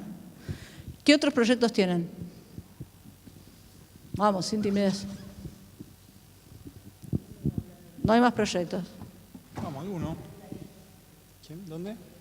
¿Quién quiere? ¿Sí? ¿Elijo a cualquiera? ¿Maxi? Qué raro. Buenas. A ver, cuéntenme qué son. Nosotros estamos haciendo un dispositivo para representar un partido de fútbol particularmente en un tablero para personas no videntes. Muy bien. Tomamos la posición del jugador online y la refrescamos ahí en el tablero. Me voy a poner en marketing. No están haciendo un dispositivo, están creando una experiencia para una persona con discapacidad. ¿Sí? Sí, señor. Bien, entonces, está bueno, muy bueno. Si yo les preguntara, ustedes empezaron a construir su software, ¿sí? ¿Y en qué momento llamaron a alguien de seguridad? Mañana. Mañana, muy bien. No, pero si lo pensaron en voz alta, ¿cuándo, entre todos, hagan de cuenta que todos son parte del proyecto de él? ¿Cuándo lo llamarían? Lo primero que harían es preguntarle, obviamente, a alguien que sufra discapacidad o a alguien que tenga experiencia en lo que es user experience, ¿no?, específico en interfaces, para que les dé background del tema, ¿no? Pero lo primero que preguntan en cualquier proyecto, y esto es seguridad también, no le van a preguntar a los abogados, porque los abogados no les van a poder contestar. O sí, a lo mejor tienen suerte. La realidad es que ahí, en esa mesa, entra la gente de seguridad. Les doy ejemplos. Cuando a mí en la compañía me dicen, che, la verdad que queremos hacer un software que a los 20 primeros clientes que manden este mensajito, les sorteamos una licuadora con IP, cualquier cosa, ¿sí? Ah, pero la verdad que el sistema me pasó que esto lo va a hacer en 2 años, así que lo vamos a hacer en la nube. Ah, mira vos, qué bien. Se lo contratamos a pepesorteos.com. ¿Qué es lo primero que le pregunto yo? Es algo legal, no le pregunto algo técnico. Le pregunto, ¿y vos le vas a dar datos del cliente a un tercero? Eso también lo hace seguridad, ¿sí? Porque nosotros nos ocupamos de ceder o no esos datos. Y lo segundo que me voy a preocupar es, bueno, ¿cómo se va a almacenar y cómo se va a transmitir esa información? Primer pregunta conceptual y básica, y que es agnóstica a cualquier tecnología. Cualquiera se lo puede preguntar, ¿cómo voy a transmitir y cómo voy a almacenar de manera segura? Y de ahí van a decantar todas las preguntas que tengo que hacer. Entonces, por ejemplo, yo le voy a preguntar, el dispositivo, ¿cómo se va a conectar con la señal donde tenga que ver el partido, por ejemplo? Sí, en realidad, bueno, eso que comentaste antes de los datos, tuvimos un problema, fue el primer cuello de botella que tuvimos, porque no solamente teníamos el problema de la empresa que da los datos, de darnos los datos, sino también que tuvimos que hablar con parte del cuerpo técnico. Nosotros estamos haciendo en Racing, porque, bueno, tenemos llegadas ahí, pero el problema era que al principio como que nos decían, todo bien, pero ¿por qué te voy a dar los datos a vos de cómo se mueven mis jugadores? Que puedes hacer cualquier cosa con eso. Exacto. Pudimos sortear ese escollo, y la gente esta que nos provee los datos también nos pidieron ciertas restricciones para poder acceder a los mismos, y básicamente tenemos un servidor en la nube que accede a los datos que los sensores de los jugadores tienen en el partido mismo, y nosotros nos conectamos ahí, bajamos la coordenada y la representamos en el tablero. ¿Qué información sería valiosa y que a alguien le interesaría robar de ese contexto? En realidad lo que pasa es que en ese servidor no solamente está información de la posición del jugador, sino cosas como frecuencias cardíacas, rendimientos que se pueden tomar por los rivales básicamente. Exactamente. Y bueno, y sacar ventaja deportiva.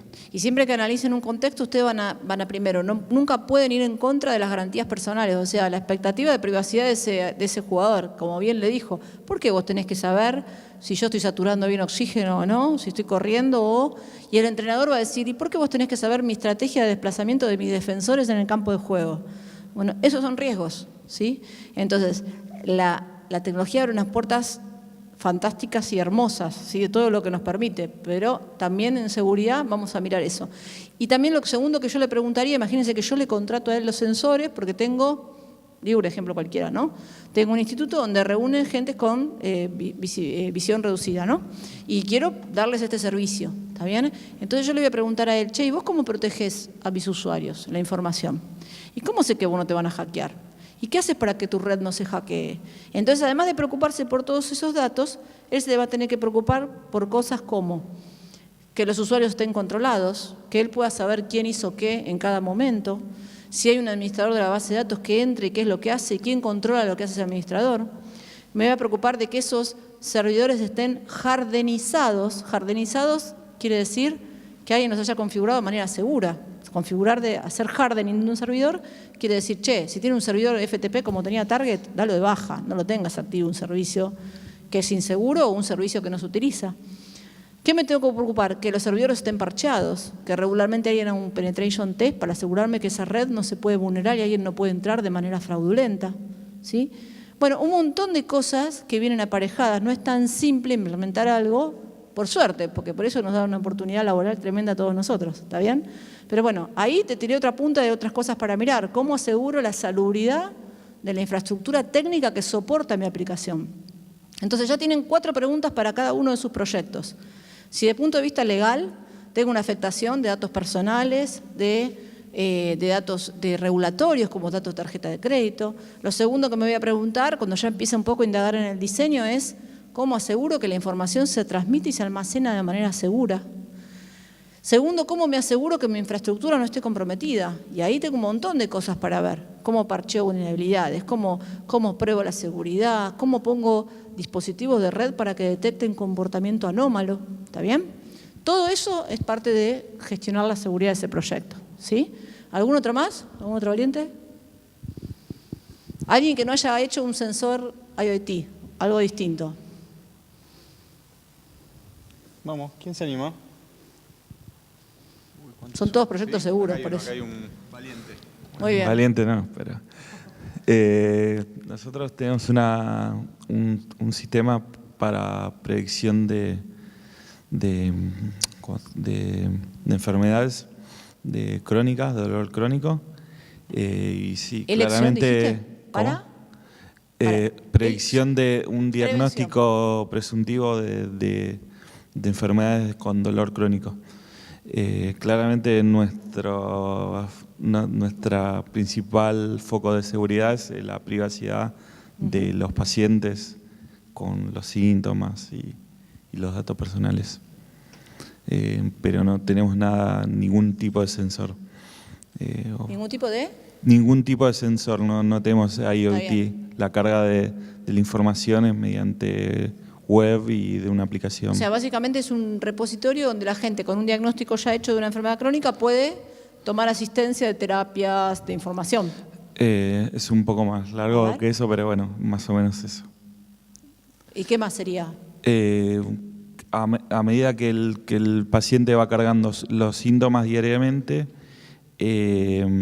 lo carga en una bitácora de dolor y se puede hacer una evaluación de calidad de vida y hacer diagnósticos presuntivos basados en la información que va proveyendo el paciente. Muy bien. Primer riesgo, vos mismo ya lo pudiste definir. Sí. Me estoy preocupando porque ya hay varios de ustedes que van a empezar a poder laburar en seguridad, así que... No, pero ven que son preguntas sencillas y es empezar a pensar mal, o sea, es empezar, así como les digo, a pensar qué cosas podrían pasar malas. Y el gran desafío y el cambio de mindset para la gente de seguridad es, nosotros tenemos que ir a una reunión y tenemos que ser capaces de no decir no, ¿sí? Ese es el gran desafío para alguien que imita seguridad. Porque ¿qué pasó? Antes no nos involucraban, ahora nos involucran en todos. ¿Por qué no nos involucraban antes? Porque siempre le decíamos, no, eso no lo puedes hacer, eso no. Ahora, el arte de dedicarse a seguridad es ver cómo lo haces de manera segura. ¿Sí? Ese es el cambio, por eso está bueno y es desafiante. Además del tema de privacidad, yo me preocuparía también a ver, porque ¿desde dónde entran esos pacientes? ¿Desde un dispositivo o de una app que le pones en el celular? Bueno, por ejemplo, la app. ¿Cómo la app almacena o no localmente la información? ¿Cómo protejo ese repositorio local de la app? ¿Cómo voy a asegurarme que esa aplicación, me voy a tener que empezar a preocupar por otros aspectos legales? Para que me la puedan subir a un store, voy a tener que proveer determinada información acerca de la salubridad de esa herramienta, si la probé, si le hice una prueba de pentest periódica, etcétera, ¿está bien? ¿Y cómo voy a hacer, además, para detectar aplicaciones fake de esas, ¿sí? Que uno piensa que no es problema nuestro y también es problema. Si alguien monta un sitio trucho de enfermedades crónicas, vos también tendrías que tener una capacidad de poder detectarlo, porque daña reputacionalmente también tu propio sistema, ¿sí? Entonces son todas aristas que van abriéndose. Volviendo a esto de DevOps, justamente, ¿por qué hice esta interrupción? Porque antes nosotros participábamos en determinados estadios del proyecto, pero después nos íbamos y la verdad es que no nos interesábamos más. La realidad es que cambió mucho la participación de seguridad en un desarrollo. Ya no solo vamos al principio y decimos, che, legales, tenés que ver esto, que tiene que haber un acuerdo de confidencialidad, que tiene que haber consentimiento, bla, bla, bla. No solo nos fijamos que la arquitectura sea segura, sino ya nos empezamos a meter en detalles muy precisos. Por ejemplo, nosotros antes lo que hacíamos en seguridad es una aplicación llegaba a producción y uno le hacía un pentest. Si hay 500 aplicaciones pentest y el presupuesto que teníamos era para 10, imagínense cada cuánto revisábamos cada aplicación. La ventana de tiempo era muy grande. Si estamos hablando de que hoy en día se hacen 300 deploy diarios, no puedo hacer un pentest de 300 deploy por una aplicación y multiplíquelo por 1000 aplicaciones. Imposible, ¿sí? Entonces, ese cambio hace que, como desarrollo y operación están lo más cerca posible, seguridad tiene que estar lo más cerca posible. Por eso ahora se habla de DevSecOps, ¿sí? Y lo que cambia radicalmente en todo esto es que no me alcanza a comprobar el software al final, tengo que empezar a hacer que lo prueben ellos. Entonces aparecen nuevas prácticas, como son las revisiones de código estático y código dinámico, ¿sí? Que son nuevas prácticas que antes no hacía la gente de seguridad. Y lo hace la gente, eso lo hace el programador y ahí de apoyo psicológico estamos los de seguridad. ¿Alguien sabe lo que es una revisión estática de código? Hoy en día, cuando ustedes compilan en cualquier IDE de desarrollo, ¿qué hacen? Compilan, si es un lenguaje compilable, y ¿qué les aparecen? Los errores, ¿está bien? La revisión de código estático es la compilación, pero en términos de seguridad, ¿sí? ¿Cuántos de ustedes se dedican al desarrollo laboralmente? ¿En qué plataformas trabajan? ¿Cuántos trabajan en Java? ¿.NET? Bien, bueno, para ustedes una ventaja sustancialmente competitiva laboralmente sería que conocieran de OWASP. ¿Escucharon hablar de OWASP? OWASP es un proyecto abierto, ¿sí? Que es reconocido en la comunidad, que lo que hace es promover prácticas seguras de software. Entonces, en el OWASP, todos los años se publica lo que se llama OWASP Top 10, que es toda información. ¿Ella siente con la cabeza? ¿Lo lees? Buenísimo, exacto. Bueno, OWASP es para empezar, una puntita para quienes se dedican a desarrollo, para empezar a meterse en el proyecto. Y ese ranking anual, que en realidad cada 3 años se hace usualmente, publica las 10 vulnerabilidades más frecuentes. Entonces uno lo que hace con su software es, yo puedo probar todo y probablemente no, pero me tengo que asegurar que de los 10 ataques más comunes yo no los sufra. Y de ese ranking de 10 ataques más comunes, hay 3 o 4 que son en esencia, que tienen que ver con cómo está construido el código. SQL injection, cross-site scripting, manejo inseguro del error. Son todas prácticas que si uno programa bien, no tiene esa vulnerabilidad. Con lo cual, la revisión de código estático es implementar herramientas. Hay muchas open source que lo que hacen es, cuando ustedes compilan el código, lo que hacen es someterlo a esa validación. Entonces, ya, ¿vieron como cuando los chicos tienen piojitos? Que primero le pasan el peine grueso y después se le pasa el peine fino. Bueno, eso sería el peine grueso, ¿sí? Lo siguiente es, cuando ya estoy para pasar a producción, hago una revisión dinámica del código. Una revisión dinámica del código es, para hacer una analogía, es como si hicieran un sandbox, es decir, meten ese código en un entorno contenido y prueban determinados tipos de ataques, ¿sí? La revisión de código estático y dinámico es lo que se viene y no hay gente que lo haga, ¿está bien? Entonces ustedes, para los que se dedican al desarrollo, es una buena skill que pueden desarrollar y que realmente va a ser muy preciado. ¿Y qué es lo que cambió con este DevSecOps? Vieron que ahí dice DevOps impulsa la nube o la nube impulsa DevOps. En realidad, ambas cosas, ¿sí? Van juntas de la mano. Yo puedo trabajar con DevOps y voy a securizar lo demás, si voy a la nube, pero sobre todo si automatizo, ¿sí? Entonces ahí es cuando se empiezan a mezclar todas las tecnologías, ¿está bien?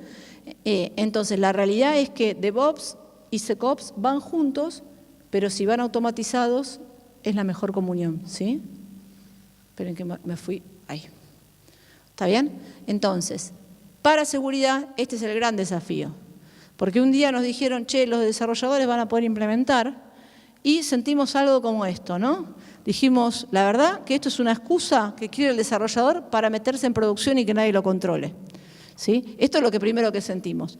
Pero la realidad es que este principio de no separation of duty quedó abolido. Hoy en día hay tecnologías y procesos más sofisticados de seguridad que permiten operar en estos entornos y entregar código seguro, ¿sí?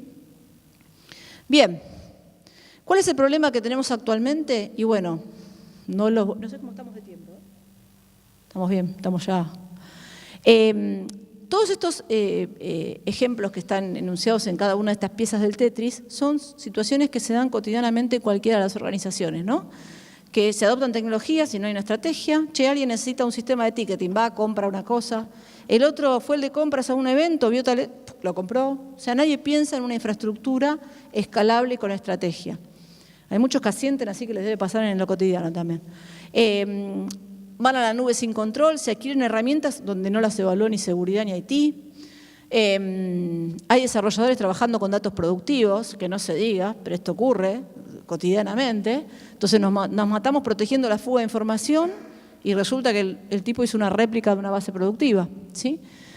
Aplicaciones que están contratadas y llegan a producción sin pasar por seguridad, no hay testing de código, se contrata tecnología como sistemas como servicios y demás. Bueno, todas estas causas hacen que en un momento, obviamente, no podemos protegerlos, ¿sí? Entonces, claramente hace que cambie, pero radicalmente, la postura de seguridad. De la única forma que escala todo esto es que cambiemos, y como no van a nunca contratar tanta gente de desarrollo, de seguridad como de desarrollo, hay que cambiar la forma de trabajar. Entonces, en seguridad aparecen muchas tecnologías que ayudan a mejorar todo esto, porque básicamente yo no puedo hacer esto. Si yo pudiera hacer esto, sería feliz. Si yo clono gente de seguridad, estaría recontra satisfecho. A cambio de esto, todos los procesos de automatización están haciendo que yo pueda hacer más, mejor y más rápido, ¿sí? Entonces, la clave para los que se quieren dedicar a seguridad, y es el gran desafío, se necesitan mentes que empleen menos músculo y más cerebro. Entonces, es un momento en seguridad, como se suele decir, disruptivo, ¿sí? Para el que aún no se ha dedicado y no tiene definido para dónde ir, los invito a que exploren el ámbito de la seguridad. Hay un montón de aristas para dedicarse y la realidad es que en el campo del desarrollo ni hablar, ¿sí? Y además somos muy competitivos a nivel internacional por nuestros costos, con lo cual yo estimo los próximos años, más allá de los números que ya les dije, que realmente va a haber una demanda en el mercado de gente de seguridad que está insatisfecha. Y además, si somos de UTN, somos mejores de por sí, así que...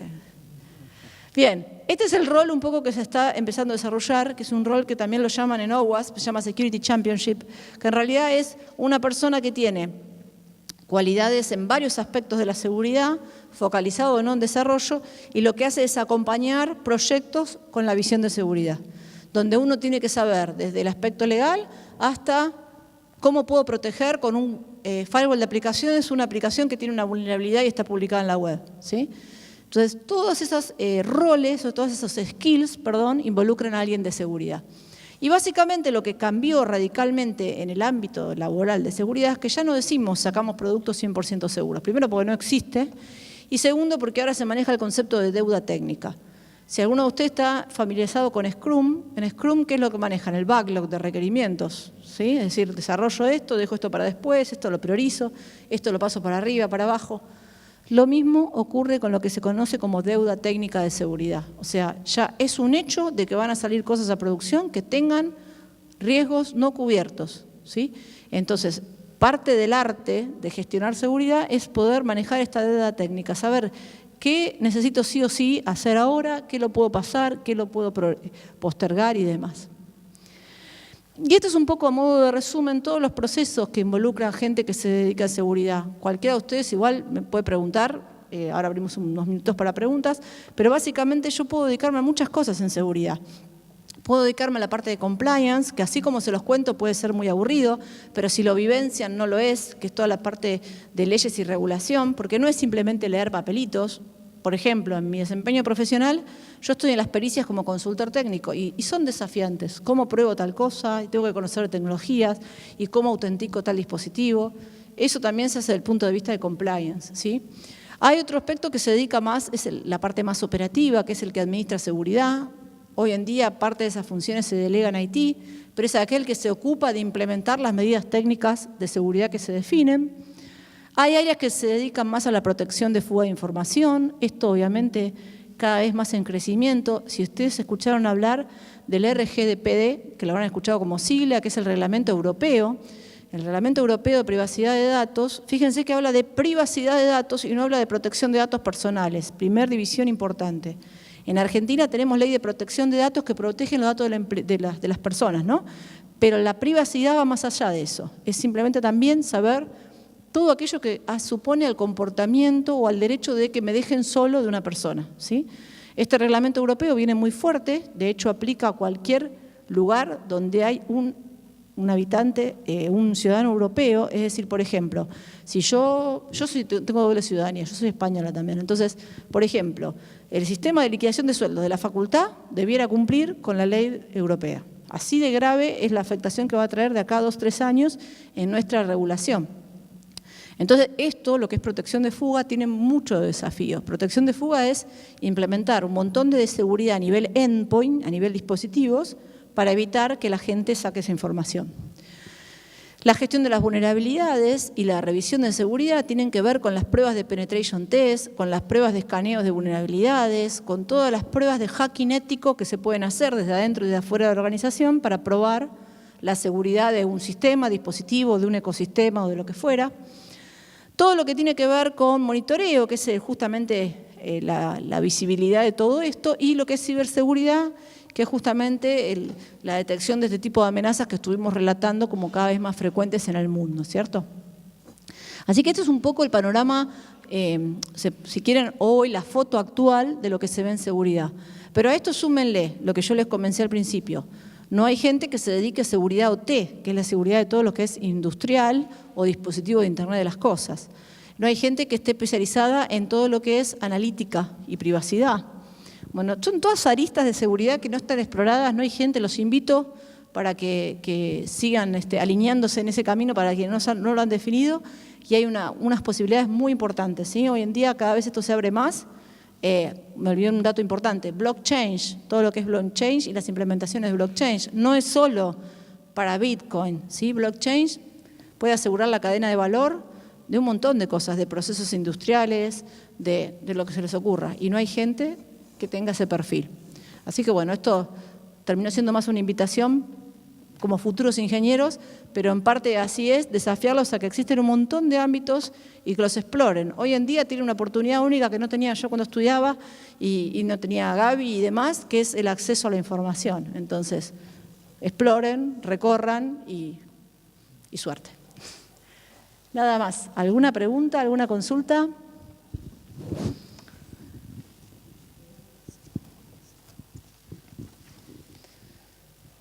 Bueno, y si no, para cerrar, esto que me gusta hacer como cierre siempre esta frase, que todos somos ignorantes, pero no todos ignoramos las mismas cosas, ¿no?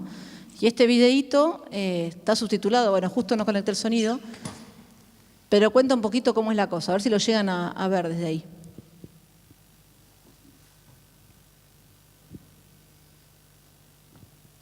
Refleja el paso del papiro al libro, ¿sí? Entonces, esta persona tiene una dificultad para abrir y llama a la ayuda en línea, ¿no? El F1.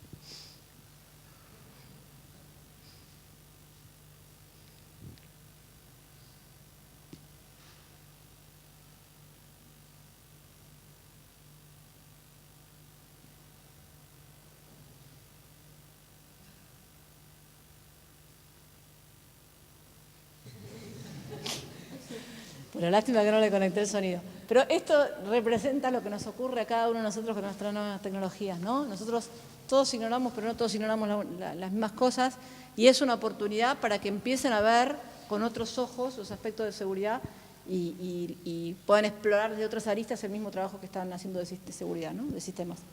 Así que bueno, ¿alguna consulta? ¿No hay preguntas?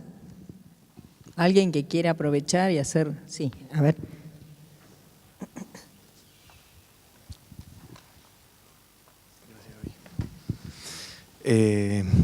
La pregunta es esta semana salió una nota en Infobae, nombraste que decías recortes de diarios y demás.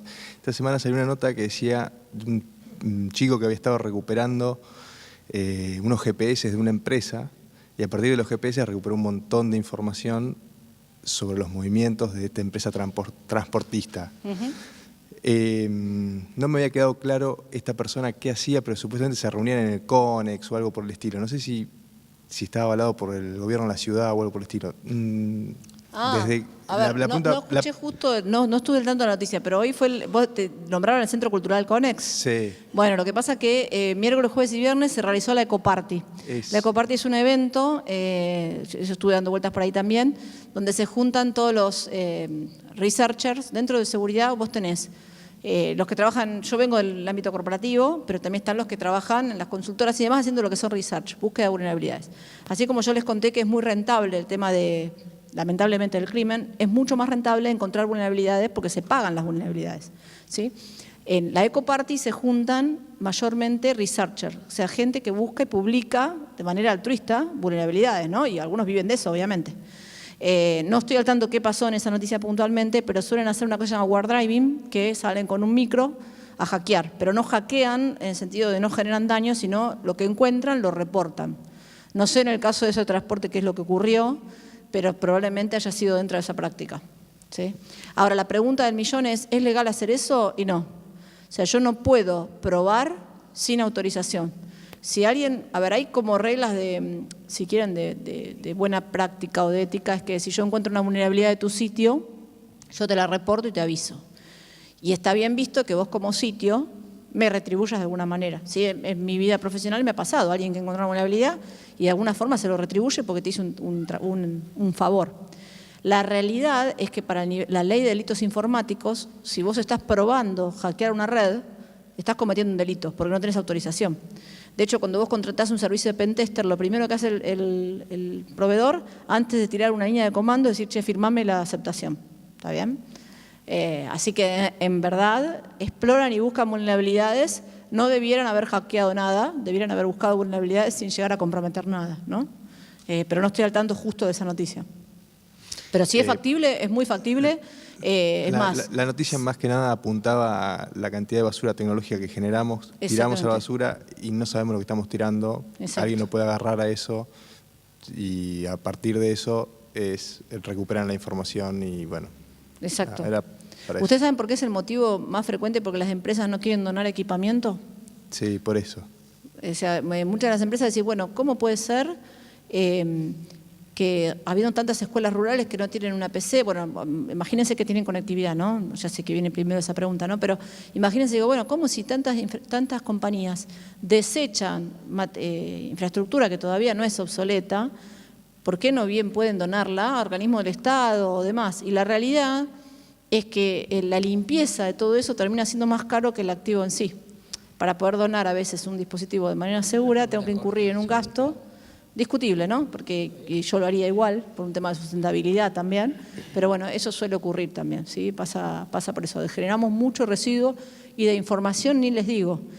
Nosotros en la materia hacemos un trabajo práctico que se llama Ingeniería Social, que lo que hacemos es atacarnos entre grupos, ¿sí? Entonces yo les doy objetivos. Che, tenés que averiguar dónde trabaja el padre de tal. Lo consentimos, ¿sí? Previamente. Y el trabajo práctico primero yo lo reviso y me fijo porque han aparecido cosas que no, seguramente quien estaba afectado no quería comprometerlo, pero se trata de búsqueda de información en línea. Y termina con que cada uno vea todo lo que tiene publicado. Y ustedes tenían que ver las caras de compañeros como ustedes cuando ven, ¿de dónde sacaste eso? ¿De dónde sacaron? Y no tenían ni idea de todo lo que tenían publicado de manera directa o indirecta en servicios en línea, ¿no? Uy, mi profesor. ¿Qué tal, Pau? ¿Cómo estás? Me entregó el título y todo, lo elegí para que me entregue el título. Te quiero hacer solo una pregunta, dado los años que cargo encima. Yo vengo de la época en que se decía que IBM es IBM en cada parte del mundo, es decir, que IBM no fallaba nunca respecto del equipamiento. En este tiempo hablamos mucho del cloud, de la nube, y vos los escuchás a los de AWS, a los de Oracle y a los de Google y te dicen no falla nunca. Desde el punto de vista nuestro, de los constructores de software y de sistemas, ¿tenemos que estar preocupados o no por la seguridad en la nube? Muy buena pregunta. La realidad está muy buena. Por ahí me voy a abrir porque me da pie para hablar de varias cosas que omití cuando hablé de la nube. La realidad es así. La nube no es ni buena ni mala, sino es cómo se la gestione. Muchas veces, uno agarraba y decía, che, voy a comprar tan software. Y decía, ¿dónde lo puede dar el proveedor? Y te lo puede dar en la nube de Amazon o te lo puede instalar on-premise, es decir, que te lo instala en tu infraestructura. Y nosotros decíamos, no, adentro. La realidad es que no hay nada tan seguro de un lado ni del otro. El tema es qué gestión tenga encima. Por ejemplo, AWS, Amazon, llegó a un grado de capilaridad que te permite con un solo botón configurar lo que quieras, pero tiene que haber alguien que lo configure. Es decir, yo puedo contratar el mejor servicio en mi infraestructura y puede estar recontra seguro, y lo puedo contratar en Amazon, y si está bien gestionado, si hay alguien que se ocupe de configurarle el firewall de aplicaciones, de configurarle el monitoreo, configurarle todas las capas de seguridad, va a ser igual de seguro que esté dentro mío, dentro de mi infraestructura. El problema está que todo eso tiene un costo, y se suele pensar que, no, pero no puedo contratar todo esto porque es más caro. Entonces, en esa comparación simple, se contrata un servicio montado en la nube en forma despojada de todos los servicios adicionales de seguridad que Amazon, por ejemplo, provee, y termina siendo igual de inseguro que lo que gestiona adentro. Entonces, no hay ni buenos ni malos, el tema es cómo esté gestionado. La realidad es que AWS me permite, en el caso de Amazon o en el caso de Google o Azure, que es la de Microsoft, yo puedo configurar todo, lo proveen, el tema es que lo tengo que pagar. En ese cálculo comparativo, el problema es que a veces no se compara con lo que lleva internamente desarrollar todo eso. Entonces se toman medidas muy simplistas. Pero respondiendo a la pregunta, no hay ni seguro ni inseguro, hay riesgos, y si uno contrata una nube comercial como Amazon o Azure, no solo alcanza con contratar eso, sino también definir una matriz de responsabilidades. La vieja RACI que definíamos en auditoría, hay que definir. ¿Qué es una matriz RACI? Uno tiene que de alguna forma poner en un documento antes de empezar, decir, che, ¿quién se ocupa de parchear los servidores? ¿El proveedor de la nube o el cliente? ¿Quién se ocupa de hacer hardening? ¿Quién se ocupa de instalar el firewall de aplicaciones? ¿Quién se ocupa de mirar los logs? ¿Quién se ocupa de...? Si uno arma esa matriz RACI y la tiene configurada, siempre la solución va a ser más segura, se monte donde se monte, ¿está bien?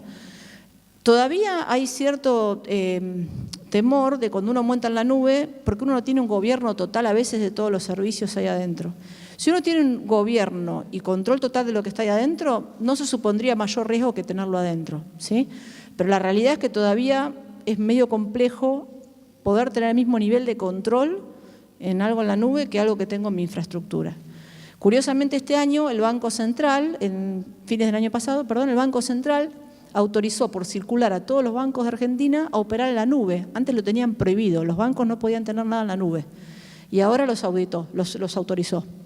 Pero los autorizó y estableció una circular que le dice todo lo que tienen que controlar. Y entre ellos están estas cosas, ¿no? ¿Quién gobierna? ¿Quién gestiona? ¿Quién parchea vulnerabilidades? ¿Cómo manejo los privilegios de lo que se llama PAM, Privilege Access Management? Es decir, los accesos de la gente con muchos privilegios, ¿cómo los controlo? Así que sí, es sumamente interesante y es lo que se viene ahora. Yo profesionalmente, por ejemplo, en este preciso momento estamos definiendo una matriz de cómo vamos a autorizar aplicaciones en la nube. Por mi función en la empresa, cada vez que compran una aplicación yo tengo que autorizarla. Y era un problema porque me decían, me ponían en el medio, estaba el del negocio que me decía, yo lo necesito para mañana. Y el sistema dice, antes de 2 años no tengo nada. Y yo en el medio y tenía que decir sí o no. Y era re complicado. Entonces dijimos, che, tenemos que establecer un criterio de cuándo te dejo de la nube y cuándo no, y en qué condiciones te dejo de la nube. Esos patrones de involucramientos a la nube es lo que la mayoría de las compañías están trabajando ahora. Yo estoy trabajando ahora en uno que define justamente, si vas a Azure tenés que hacer esto, esto y esto. Si vas a AWS vas con todo esto. Si vas a otra nube que no conozco, no vas, por ejemplo. Sí, eso es un poco de cómo simplificar esa gestión, pero es un gran desafío, re interesante. Establecer políticas y procedimientos. Sí, exacto. Sí, ¿qué tal? Bueno, mi pregunta quizás, más que una pregunta, es un pedido de un consejo, una sugerencia para, bueno, acá todos vamos a ser futuros profesionales.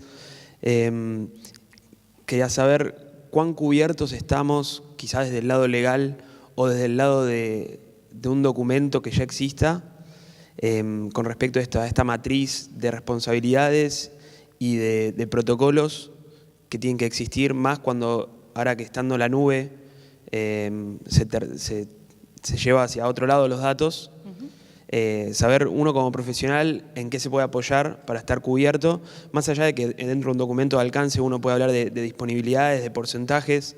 Qué sé yo, Amazon me dice, bueno, tenés un 99% de disponibilidad. Más allá de esa firma, ¿cómo me aseguro yo como profesional ante mi cliente el respaldo de sus datos y cómo me separo yo de esa responsabilidad cuando no me corresponde? Bien, muy bien. Es bastante más abarcativo que seguridad, ¿no? O sea, hablo en términos generales, también aplica a lo que es sistemas de gestión en cualquiera, ¿no? Desde el punto de vista profesional, si me paro del lado de la organización que presta el servicio, sin lugar a dudas yo voy a tener que tener bien claro esa famosa matriz. ¿Qué hago yo, qué haces vos y hasta dónde llego? Como profesional de sistemas, ustedes por lo menos sí tendrían que conocer la ley de delitos informáticos, que está bueno que le peguen una leída para saber qué está bien y qué está mal, y la ley de datos personales. La ley de delitos básicamente lo que te dice es qué puedes hacer y qué no, qué probar no se puede hacer, un par de cosas así que vos deberías saber. La ley de datos personales es que vos no podrías gestionar datos personales, datos de personas, ¿sí? Nominados, de personas físicas, sin el debido consentimiento expreso e informado. Es decir, yo no puedo agarrar y empezar a colectar datos de todos ustedes y que mañana les llegue un mensajito para portarse a Claro. Eso sería ilegal, ¿sí? O sea, no se pueden tener datos personales sin consentimiento, sin que alguien te los haya dado con consentimiento, desde el punto de vista ese. Pero yéndolo, si querés, lo más fácil de prever, a ver si termino de contestar tu pregunta. Imagínense esta situación, yo tengo una empresa y mi empresa, ¿vieron el caso horrible que pasó en el Garrahan? Que uno no debiera nunca prejuzgar porque todavía no hay un fallo emitido, pero conozco a la fiscal de la causa y parece que la cosa sí realmente era así, ¿no? La causa que excusan al pediatra del Garrahan. Tomando ese caso como ejemplo, un caso tan aberrante como material pornográfico infantil, ustedes saben que Argentina suscribió el año pasado el convenio de Budapest. Eso hace que nosotros tenemos un acuerdo supranacional para colaborar con otros países en las investigaciones de estos casos, ¿no? Entonces, imagínense, yo tengo una empresa y un empleadito mío agarró y yo le dejé el privilegio de administrador en la PC y se instaló un software que bajó en Taringa para armar PDFs, ¿sí? Resulta que ese software tenía un malware y muy penosamente mi empresa y mis servidores empezaron a distribuir pornografía infantil. O sea, me estaban usando para distribuir pornografía infantil. ¿Qué pasa? ¿Legalmente yo voy preso? Y ahí les cuento, no sé si va un poco para vos que vos preguntabas, ¿no? Pero imagínense en ese caso. Y ahí la ley habla de una cosa que se llama diligencia media. ¿Qué es la diligencia media? Es que yo procuré la forma mejor, a mi entender y conocer, para evitar que las cosas pasen. Ejemplo, si alguien viene y me investiga y me dice, che, en tus servidores estaba traficando pornografía infantil. Y yo le digo, no sé, yo les doy administrador a todo y que se arreglen. El que quiere poner antivirus lo pone, el que no quiere no lo pone. Bueno, ahí no es diligencia media. Si yo agarro y digo, no, mira, yo tengo un programa de seguridad, yo parcheo mis servidores, implemento antivirus, invierto y capacito a la gente, hago todo lo que a mi alcance está para tener una buena práctica, y fui vulnerado de mala fe por esto, mi situación ante la ley es otra. ¿Está bien? Probablemente tenga que hacer un resarcimiento civil, pero no penal. Con lo cual, todo esto no es para que se te amoricen, ¿sí? Al contrario, es para que se informen. Está bueno que conozcan, porque también como propios ciudadanos, qué gestión y tratamiento hacen de sus datos, ¿sí? Después, lo mejor es a nivel contractual y desde el punto de vista civil, entre cliente y parte, establecer un acuerdo de servicio con SLA, con tiempo comprometido, con tipo de afectación. Vos, si ponete que vos le desarrollás un software a alguien y lo hosteás en tu servidor, si tu servidor se cae, le haces un daño reputacional. Bueno, ¿cómo lo calculás? ¿Cuánto lo vas a tener que resarcir? Bueno, son todas cuestiones que vas a tener que conocer. Hay muchos contratos, acuerdos, modelos que pueden encontrar en Internet que usa todo el mundo de base con cláusulas y adendas para cada caso, ¿no? No sé si te contesté o... Y bueno, y al que le interesa seguridad, en términos generales, para empezar, les digo, bájense, hay manuales de CISP, CISSP, que es una certificación muy básica que tiene, se dice que tiene 1 milla de largo por 1 pulgada de profundidad. ¿Qué quiere decir? Que cubre todos los aspectos de seguridad con poco detalle. Y después les conviene ir metiéndose en el tema que les interese.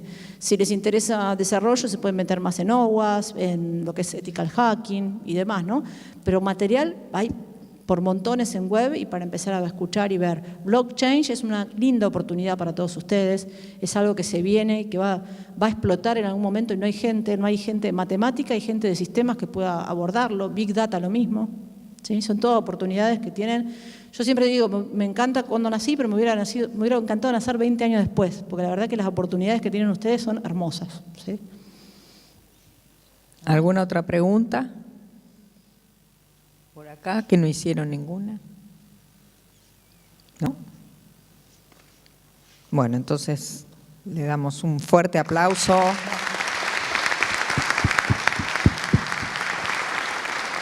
La verdad, maravilloso. Para mí, espectacular.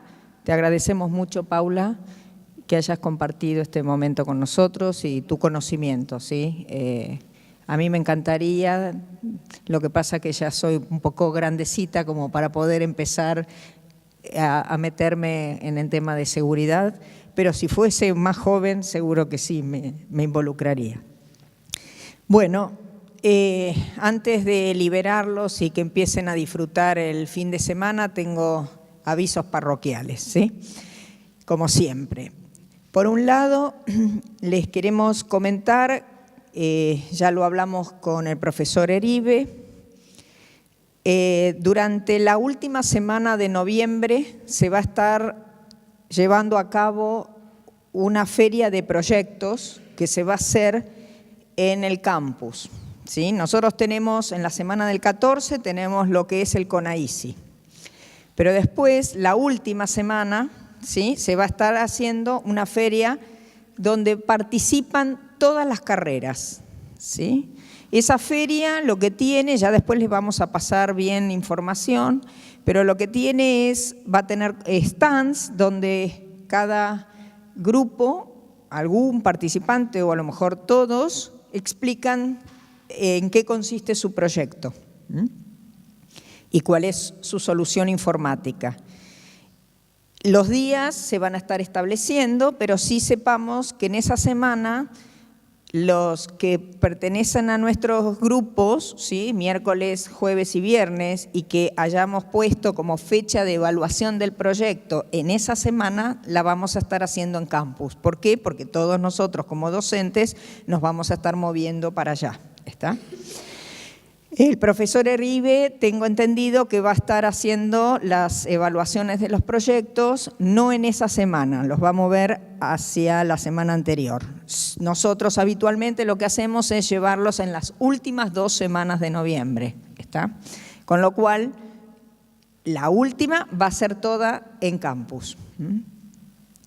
Y por otro lado, los equipos que están cursando conmigo y con los profes que están acompañándome, vamos a estar haciendo el próximo tablero de control, no esta semana que viene, sino la otra, ¿está? O sea, vamos a hacer miércoles, jueves y viernes de la otra semana el tablero de control. Estaba previsto para esta, pero la movemos una semana, ¿ok?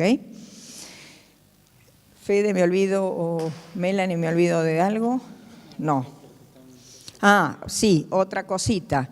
Si ustedes pasan por el tercer piso, ya hemos puesto todos los pósters, ¿sí?, de los proyectos en cartelera, así que bueno, cuando tengan ganas pueden pasar por ahí y ver si está el de ustedes o no y cómo se ven, digamos, en comparativa y ver los otros proyectos que hay disponibles, ¿sí? Así que bueno, muchas gracias por venir. Nuevamente, Paula, muchísimas gracias. Y buen fin de semana para todos.